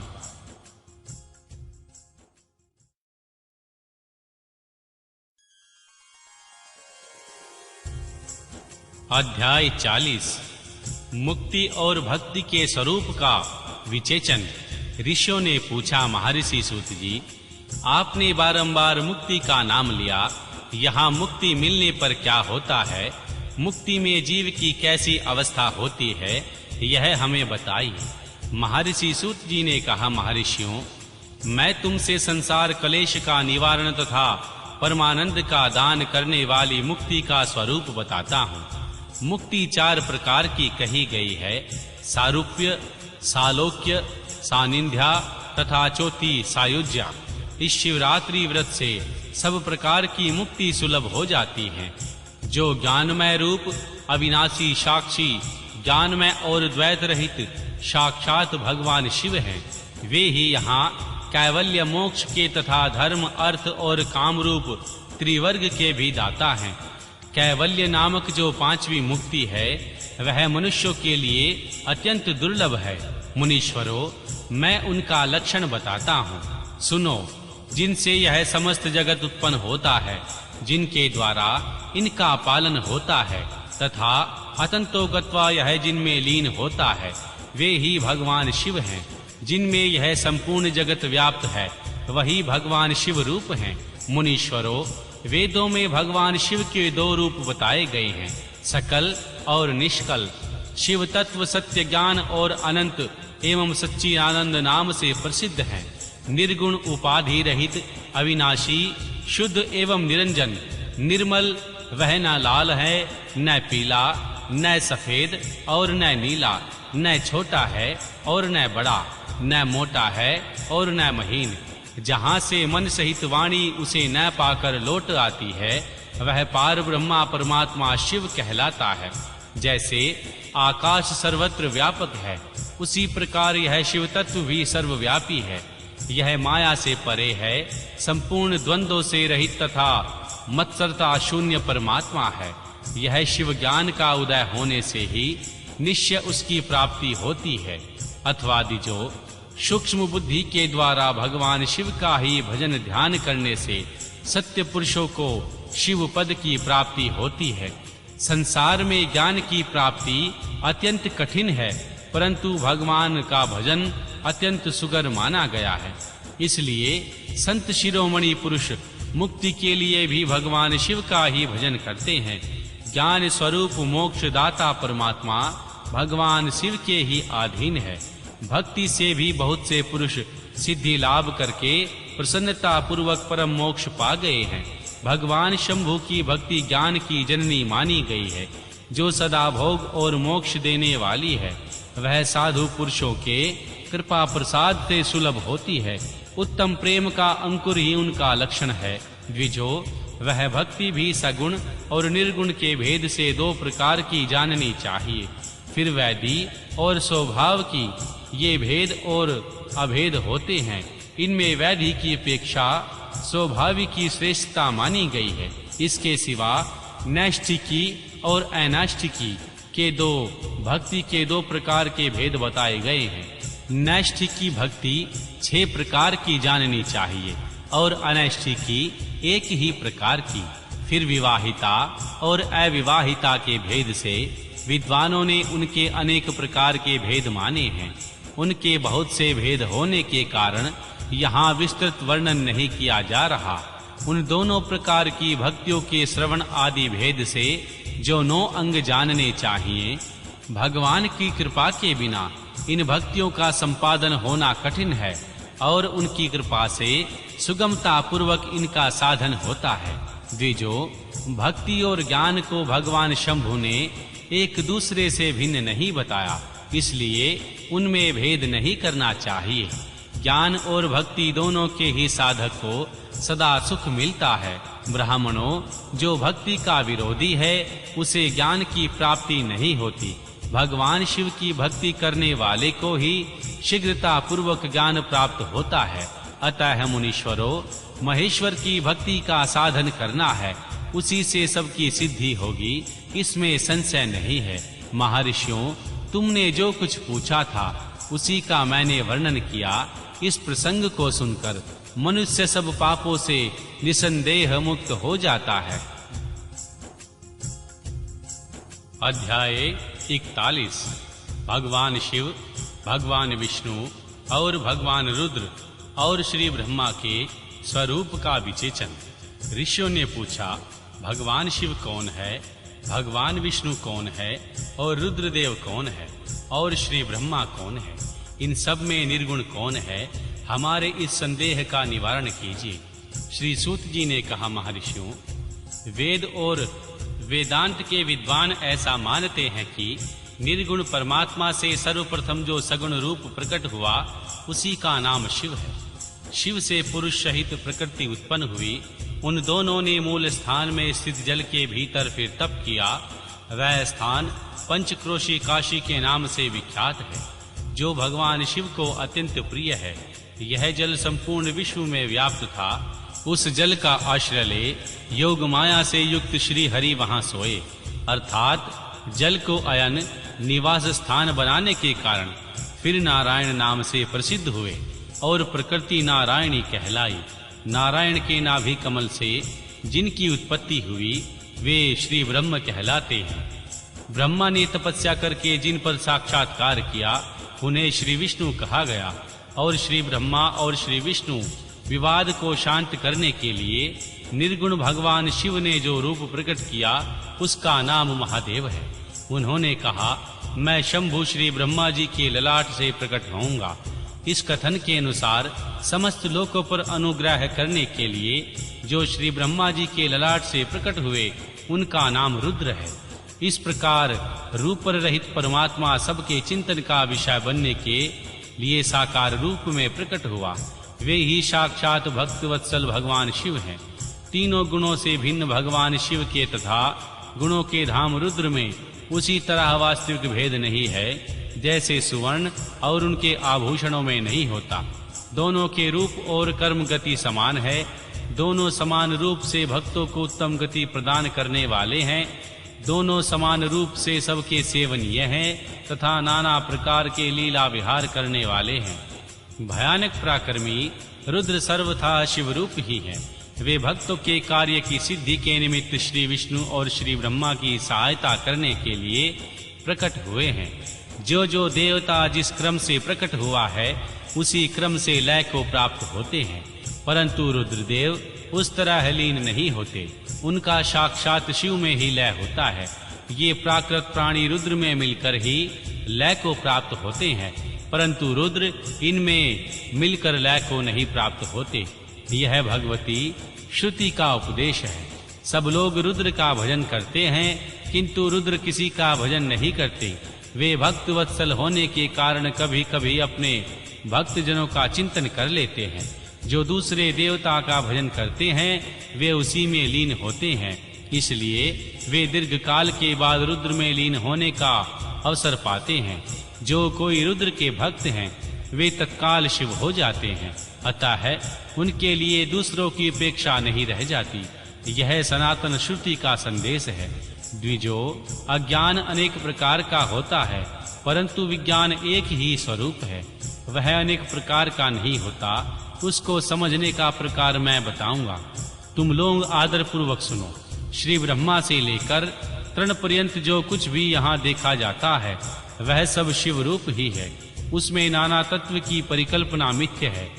सृष्टि के पूर्व भी शिव की सत्ता बताई जाती थी।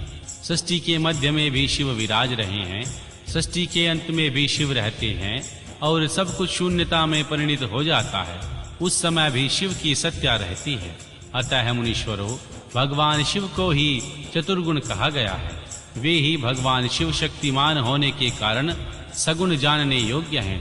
इस प्रकार वे सगुण निर्गुण के भेद के दो प्रकार हैं। जिन भगवान शिव ने ही भगवान विष्णु को संपूर्ण सनातन वेद, अनेक वर्ण, अनेक मात्रा तथा अपना ध्यान एवं पूजन दिया, वे ही संपूर्ण विद्याओं के ईश्वर हैं, ऐसी सनातन श्रुति है। अतएव भगवान शंभु को वेदों का प्रकाट्यकर्ता तथा वेदपति कहा गया। वे ही सब पर अनुग्रह करने वाले साक्षात्कार भगवान शंकर हैं। कर्ता भर्ता हर्ता साक्षी तथा निर्गुणी भी वे ही हैं। दूसरों के लिए काल का मान है, परंतु काल स्वरूप रुद्र के लिए काल की कोई गणना नहीं, क्योंकि वे साक्षात स्वयं महाकाल और महाकाली उनके आश्रित है। ब्राह्मण रुद्र और काली को एक से ही बताते हैं। उन दोनों ने सत्य लीला करने वाली अपनी इच्छा से ही सब कुछ प्राप्त किया। भगवान शिव का कोई उत्पादक नहीं है, उनका कोई पालक और संहारक भी नहीं है। वे स्वयं सबके हेतु एक होकर भी अनेकताओं को प्राप्त हो सकते हैं और अनेक होकर भी एकता को। एक ही बीज बाहर होकर वृक्ष और फल आदि के रूप में परिणित होता है, पुनः बीज भाव को प्राप्त हो जाता है। इसी प्रकार शिव रूपी महेश्वर स्वयं एक से अनेक में होने हेतु हैं। यह उत्तम शिव तत्व का ज्ञान बताया जाता है। ज्ञानवान पुरुष ही इसको जानता है, दूसरा कोई नहीं। मुनि बोले, महर्षि सूत जी, आप लक्ष्मीपति सहित ज्ञान का वर्णन कीजिए, जिनको जानकर मनुष्य शिव भाव को प्राप्त हो जाता है। सारा जगत भगवान शिव को कैसे, अथवा भगवान शिव ही संपूर्ण जगत कैसे हैं? ऋषियों का यह प्रश्न सुनकर पौराणिक शिरोमणि महर्षि सूत जी ने भगवान शिव के चरणारविंदों का चिंतन करके उनसे कहा।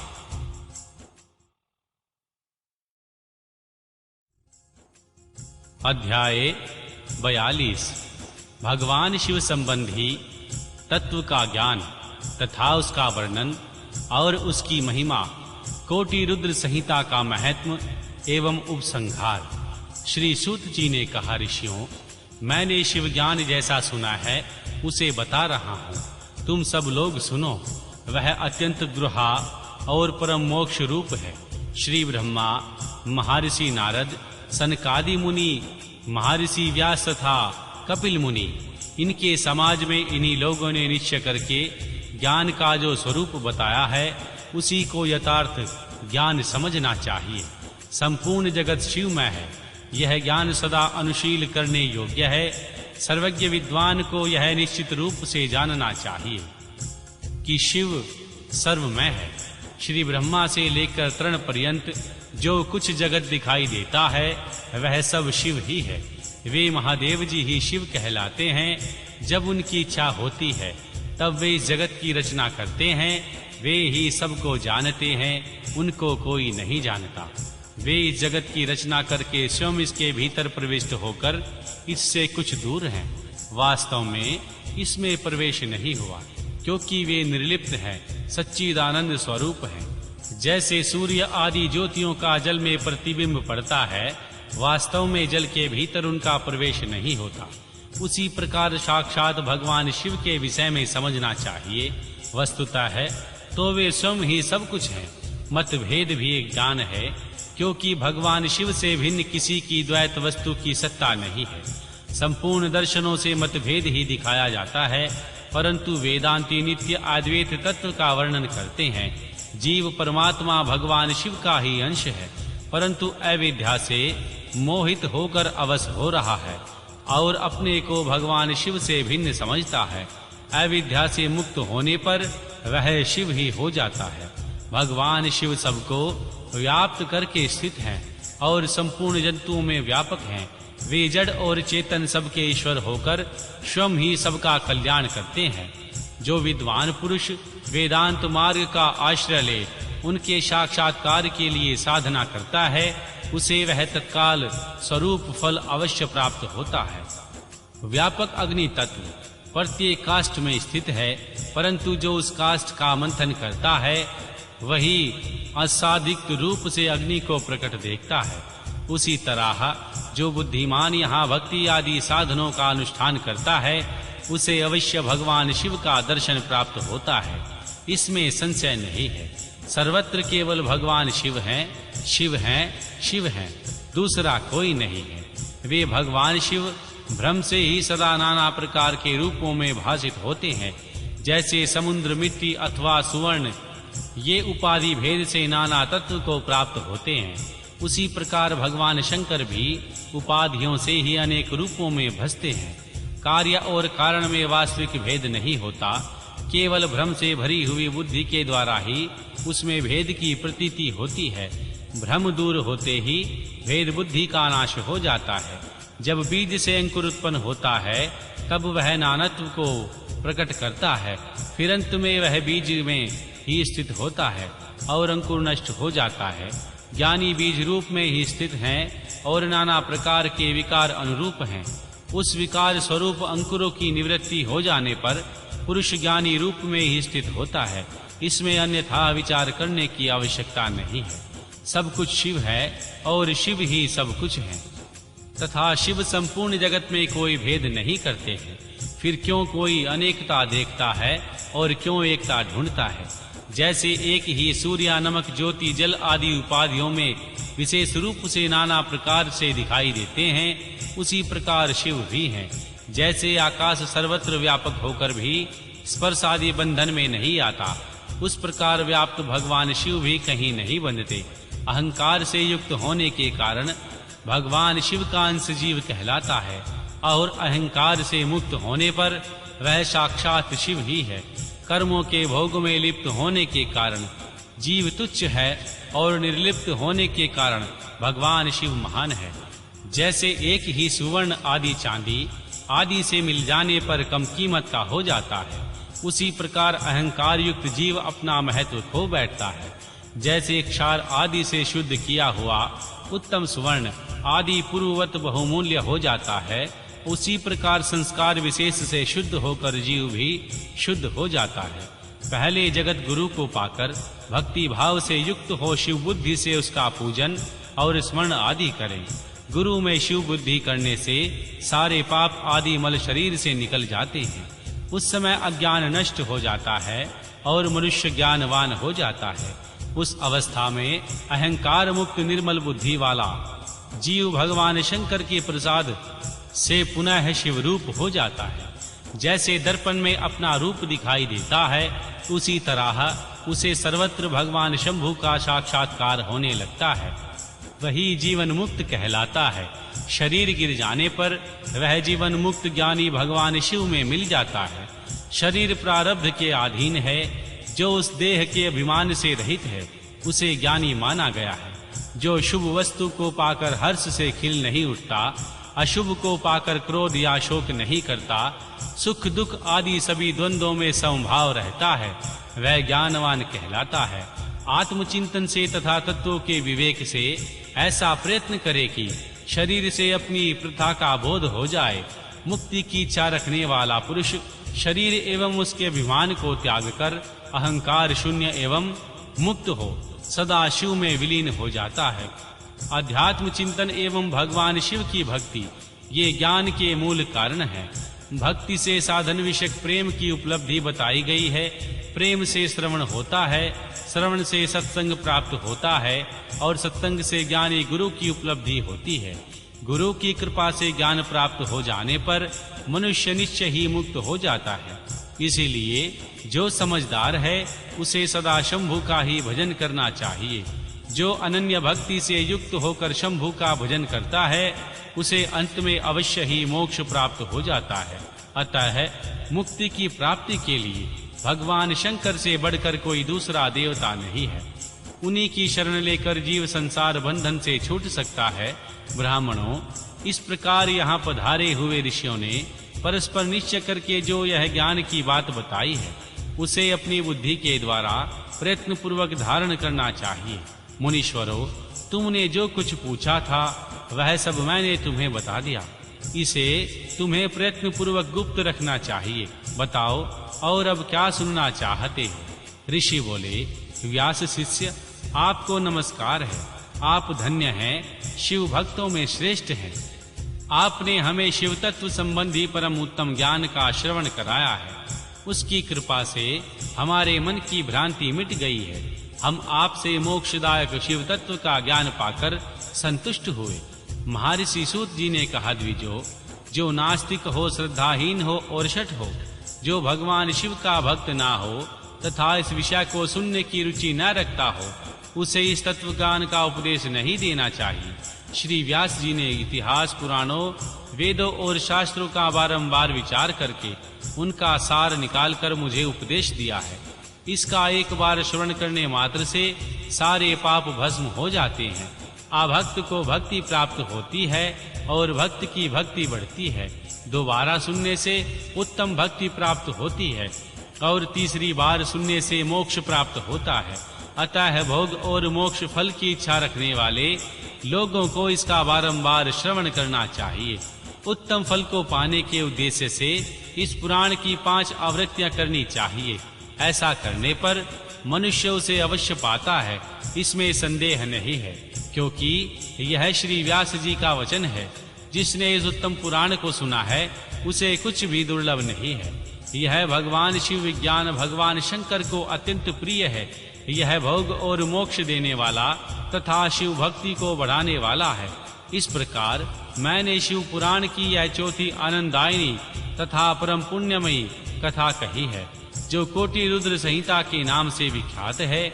जो पुरुष एकाग्रचित्त हो भक्ति भाव से इस संहिता को सुनेगा या सुनाएगा, समस्त भोगों का उपभोग करके अंत में परम गति को प्राप्त होगा। कोटि रुद्र संहिता संपूर्ण। ओम नमः शिवाय।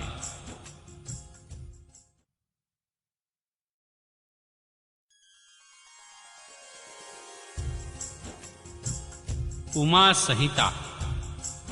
भगवान श्री कृष्ण के तप से संतुष्ट हुए भगवान शिव और मां पार्वती का उन्हें अभिष्ट वर देना तथा भगवान शिव की महिमा।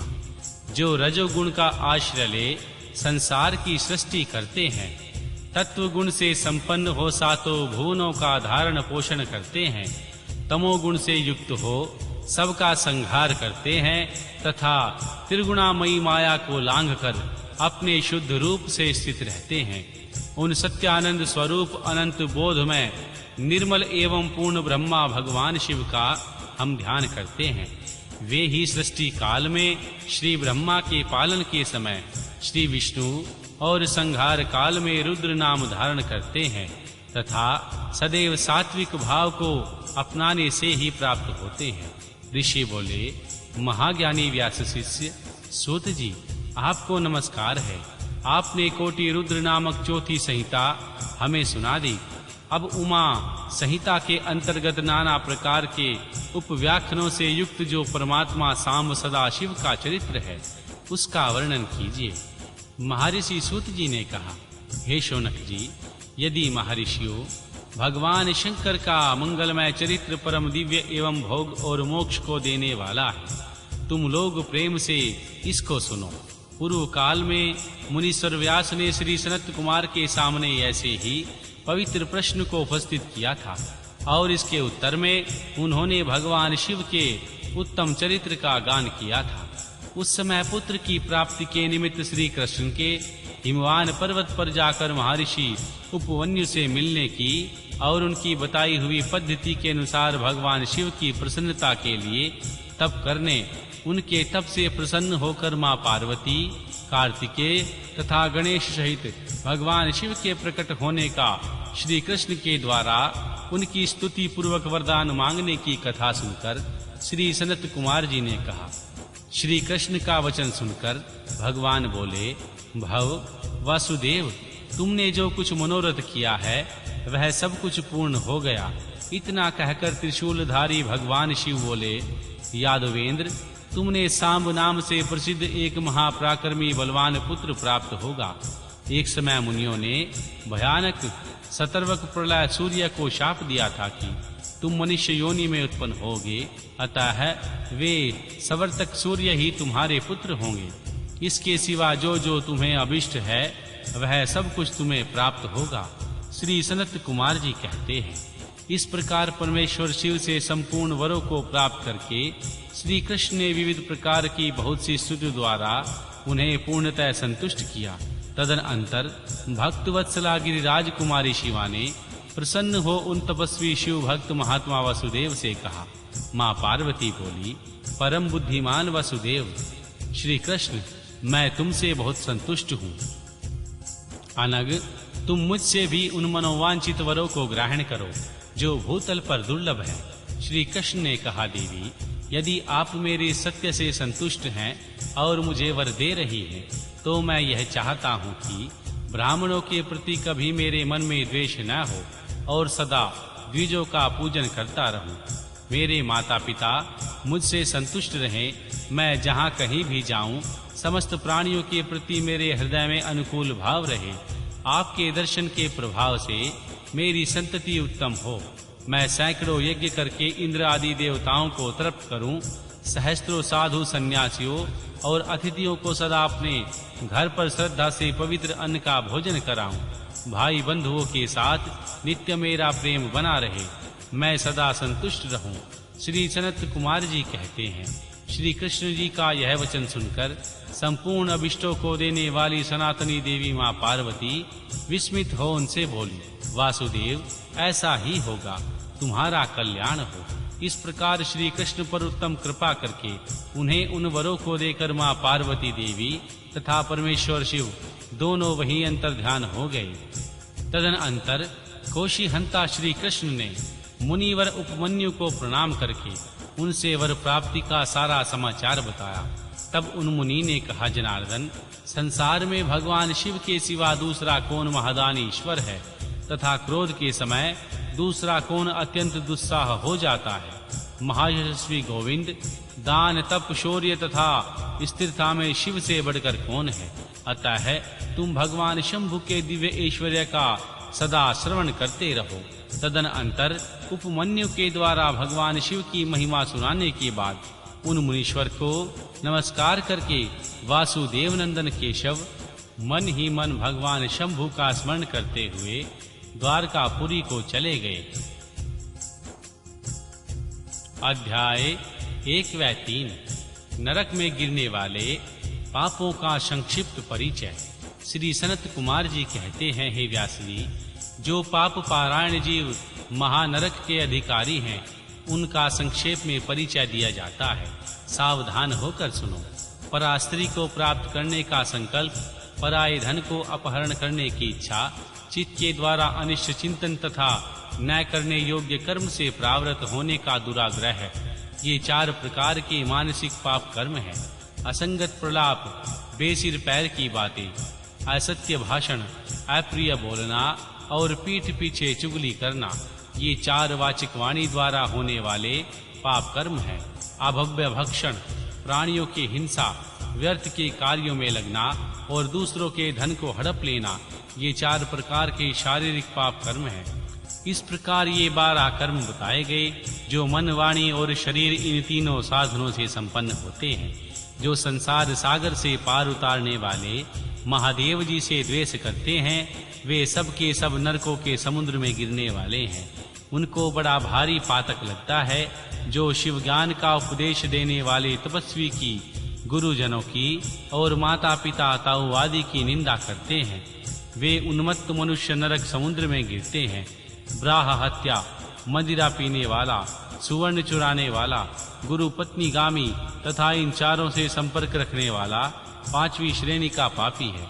ये सब के सब महापात की ओर कहे गए हैं। जो क्रोध से, लोभ से, भय से तथा द्वेष से ब्राह्मण के वध के लिए महान मर्म भेदी का दोष वर्णन करता है, वह ब्रह्म हत्यारा होता है। जो ब्राह्मण को बुलाकर उसे कोई वस्तु देने के पश्चात फिर लेता है तथा जो निर्दोष पुरुष पर दोषारोपण करता है, वह मनुष्य भी ब्रह्म हत्यारा होता है। जो भरी सभा में उदासीन भाव से बैठे हुए श्रेष्ठ द्विज को अपनी विद्या के अभिमान से अपमानित करके उसे निस्तेज कर देता है, उसे ब्रह्म हत्यारा कहा गया है। जो दूसरों के यथार्थ गुणों का भी बलात् खंडन करके झूठे गुणों द्वारा अपने आप को उत्कृष्ट सिद्ध करता है, वह भी निश्चय ही ब्रह्म हत्यारा होता है। जो सांडों द्वारा ब्याही जाती हुई गौओं के तथा गुरु से उपदेश ग्रहण करते हुए द्विजों के कार्य में विघ्न डालता है, उसे ब्रह्म हत्या कहते हैं। जो देवताओं, ब्राह्मणों तथा गौओं के उपयोग के लिए दी हुई भूमि को हर लेता है, उसे ब्रह्म हत्या कहा गया है। देवता और ब्राह्मण के धन को हर लेना तथा अनन्य से धन कमाना ब्रह्म हत्या के समान ही पातक जानना चाहिए। जिस किसी व्रत, नियम तथा यज्ञ को ग्रहण करके उसे त्याग दें तथा महापंचों का अनुष्ठान करना मदिरापान के समान पातक बताया गया है। पिता और माता को त्याग देना, झूठी गवाही देना, ब्राह्मण से झूठ का वादा करना, शिव भक्तों को मांस खिलाना तथा अभक्ष्य वस्तुओं का भक्षण करना ब्रह्म हत्या के तुल्य कहा गया है। वन में निरपराध प्राणियों का वध करना भी ब्रह्म हत्या के ही तुल्य है। साधु पुरुष को चाहिए कि वह ब्रह्मलोक के धन को त्याग दे, उसे धर्म के कार्य में लगाए, अन्यथा ब्रह्म हत्या का दोष लगता है। गौओं के मार्ग में, वन में तथा गांवों में जो आग लगाते हैं वे भी ब्रह्म हत्या करते हैं। इस तरह के जो भयानक पाप हैं वे ब्रह्म हत्या के समान माने गए हैं।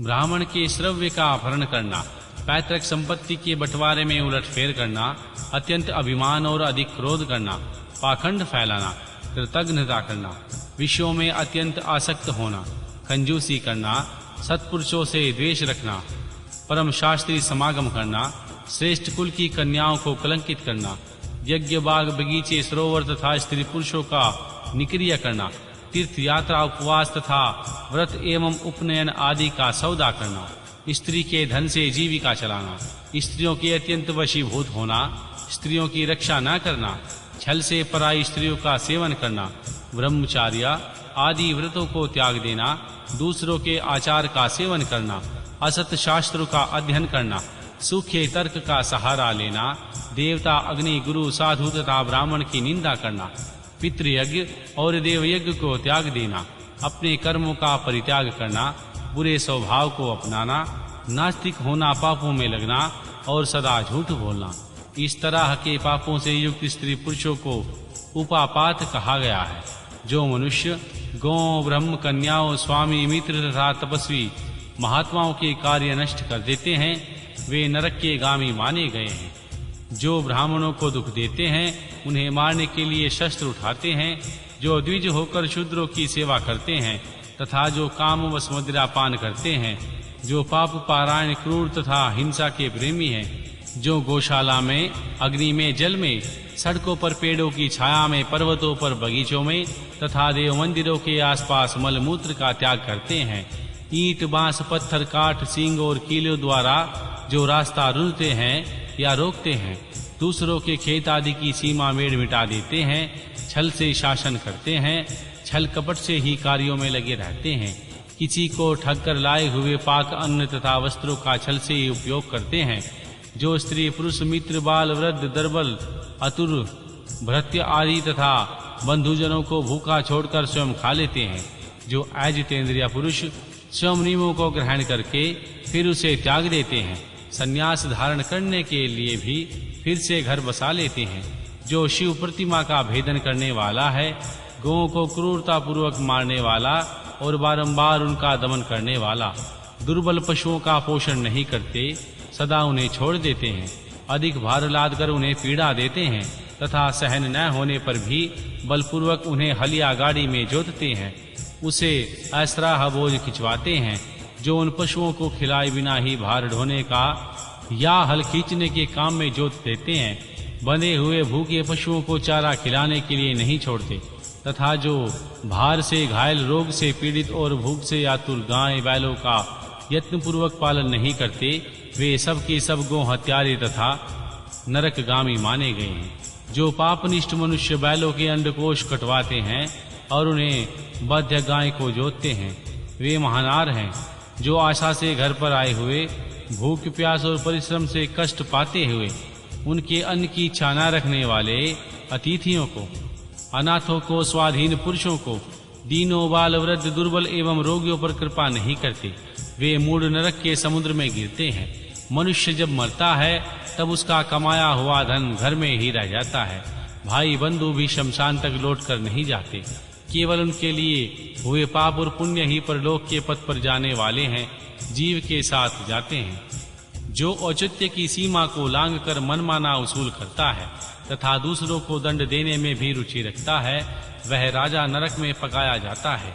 जिस राजा के राज्य में प्रजा घूसखोरों अपनी रुचि के अनुसार काम दाम देकर अधिक कीमत का माल ले लेने वाले अधिकारियों तथा चोर डाकुओं से अधिक सताई जाती है, वह राजा भी नरकों में पकाया जाता है। पराई स्त्रियों के साथ व्यभिचार और चोरी करने वाले प्रचंड पुरुष को पाप लगता है, वही परास्त्रीगामी राजा को भी लगता है। जो साधु को चोर और चोर को साधु समझता है तथा बिना विचारे ही निरपराध को प्राण दंड दे देता है, वह राजा नरक में पड़ता है। जिस किसी पराये द्रव्य को सरसों बारंबार भी चुरा लेने पर मनुष्य नरक में गिरने लगता है, इसमें संशय नहीं है। इस तरह के पापों से युक्त मनुष्य मरने के पश्चात यातना भोगने के लिए नूतन शरीर पाता है, जिसमें संपूर्ण आकार अभिव्यक्त रहते हैं, इसलिए कि पाप का प्रायश्चित कर लेना चाहिए। अनन्य 100 करोड़ कल्पों में भी बिना भोगे हुए पाप का नाश नहीं हो सकता। जो मन, वाणी और शरीर द्वारा स्वयं पाप करता है, दूसरों से कराता है तथा किसी के दुष्कर्म का अनुमोदन करता है, उसके लिए पाप गति नरक ही सफल है। अध्याय 4 व 6 पापियों और पुण्य आत्माओं की यमलोक यात्रा। श्री सनत कुमार जी कहते हैं, हे व्यास जी, मनुष्य 4 प्रकार के पापों से यमलोक में जाते हैं। यमलोक अत्यंत भयदायक और भयंकर है। वहां समस्त देहधारियों को विवश होकर जाना पड़ता है। कोई ऐसे प्राणी नहीं है जो यमलोक में न जाते हों। किए हुए कर्म का फल कर्ता को अवश्य भोगना पड़ता है। इसका विचार करो। जीवों में जो शुभ कर्म करने वाले सौम्यचित और दयालु हैं, जो सौभाग्य मार्ग से यमपुरी के पूर्व द्वार को जाते हैं, जो पापी पाप कर्म पारायण तथा दान से रहित वे भयानक दक्षिण मार्ग से यमलोक की यात्रा करते हैं। मत्स्य लोक में 86,000 योजन की दूरी लांघकर नाना रूप वाले यमलोक की स्थिति है, यह जानना चाहिए। पुण्य कर्म करने वाले लोगों को तो वह नगर निकटवर्ती जान पड़ता है, परंतु भयानक मार्ग से यात्रा करने वाले पापियों को तो वह बहुत दूर दिखाई देता है। वहां का मार्ग कहीं तो तीखे कांटों से युक्त है, कहीं कंकड़ों से व्याप्त है, कहीं छुरे की धार के समान तीखे पत्थर उस मार्ग पर जड़े गए हैं, कहीं बड़ी भारी कीचड़ फैली हुई है। वे बड़े छोटे पातकों के अनुसार वहां की कठिनाइयों में भी भारीपन और हल्कापन है। कहीं यमपुरी के मार्ग पर लोहे की सुई के समान तीखे डंब फैले हुए हैं।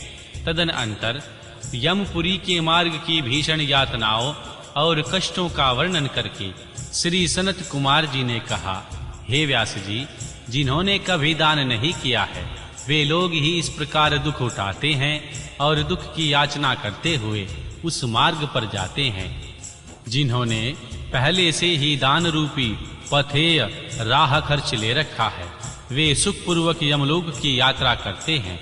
इस रीति से कष्ट उठाकर पापी जीव जब प्रेतपुरी में पहुंच जाते हैं, तब उनके विषय में यमराज को सूचना दी जाती है।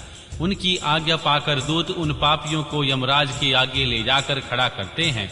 वहां जो शुभ कर्म करने वाले लोग होते हैं, उनको यमराज स्वागत पूर्वक आसन देकर, पग और अर्घ देकर, निवेदक करके प्रिय बर्ताव के द्वारा सम्मानित करते हैं और कहते हैं, वेदोक्त कर्म करने वाले महात्माओं, आप लोग धन्य हैं, जिन्होंने दिव्य सुख की प्राप्ति के लिए पुण्य कर्म किया है। अतः आप लोग दिव्यांगनाओं के भोग से दूषित तथा संपूर्ण मनोवांछित पदार्थों से संपन्न निर्मल स्वर्ग लोक में जाइए। वहां महान उपभोगों का भोग करके अंत में पुण्य के क्षीण हो जाने पर जो कुछ थोड़ा सा शुभ शेष रह जाए, उसे फिर यहाँ आकर भोगिए। जो धर्मात्मा मनुष्य होते हैं, वे मानो यमराज के लिए मित्र के समान है। वे यमराज को सुखपूर्वक सौम्य धर्मराज के रूप में देखते हैं, किंतु जो क्रूर कर्म करने वाले हैं, वे यमराज को भयानक रूप में देखते हैं। उनकी दृष्टि में यमराज का मुख दाढ़ों के कारण विकराल जान पड़ता है। नेत्र टेढ़ी भौहों से युक्त प्रतीत होते हैं। उनके केस ऊपर को उठे होते हैं, दाढ़ी मूंछ बड़ी बड़ी होती है, ओठ ऊपर की ओर फड़कते हैं। उनके 18 भुजाएं होती हैं। वे कुपित तथा काले कोयले के ढेर के समान दिखते हैं। उनके हाथों में सब प्रकार के अस्त्र शस्त्र उठे होते हैं। वे सब प्रकार के दंड का भय दिखाकर उन पापियों को डांटते रहते हैं। बहुत बड़े भैंसे पर आरूढ़ लाल वस्त्र और लाल माला धारण करके बहुत ऊंचे महामेरु के समान दृष्टि गोचर होते हैं। उनके नेत्र प्रज्वलित अग्नि के समान उद्दीप्त दिखाई देते हैं। उनका शब्द प्रलय काल के मेघ की गर्जना के समान गंभीर होता है। वे ऐसे जान पड़ते हैं मानो महासागर को पी रहे हैं, गिरिराज को निगल रहे हैं और मुंह से आग उगल रहे हैं। उनके समीप प्रलय काल की अग्नि के समान प्रभाव वाले मृत्यु देवता खड़े रहते हैं। काजल के समान काले देवता और भयानक कृतांत देवता भी रहते हैं। इनके सिवा मारी उग्र महामारी, भयंकर काल रात्रि, अनेक प्रकार के रोग तथा भांति भांति के भयावह कुष्ठ मूर्तिमान हो हाथों शक्ति, शूल, अंकुश, पाश, चक्र और खड्ग लिए खड़े रहते हैं। वज्र तुल्य मुख धारण करने वाले रुद्रगण शूर, तरकश और धनुष धारण किए वहां उपस्थित होते हैं। सभी नाना प्रकार के आयुध धारण करने वाले महान वीर एवं भयंकर हैं। इनके अतिरिक्त असंख्य महावीर यमदूत, जिनकी अंग कांति काले कोयले के समान काली होती है, संपूर्ण अस्त्र शस्त्र लिए बड़े भयंकर जान पड़ते हैं। ऐसे परिवार से घिरे हुए घोर यमराज तथा भीषण चित्रगुप्त को पापिष्ट प्राणी देखते हैं। यमराज उन पाप कर्मियों को बहुत डांटते हैं और भगवान चित्रगुप्त धर्मयुक्त वचनों द्वारा उन्हें समझाते हैं।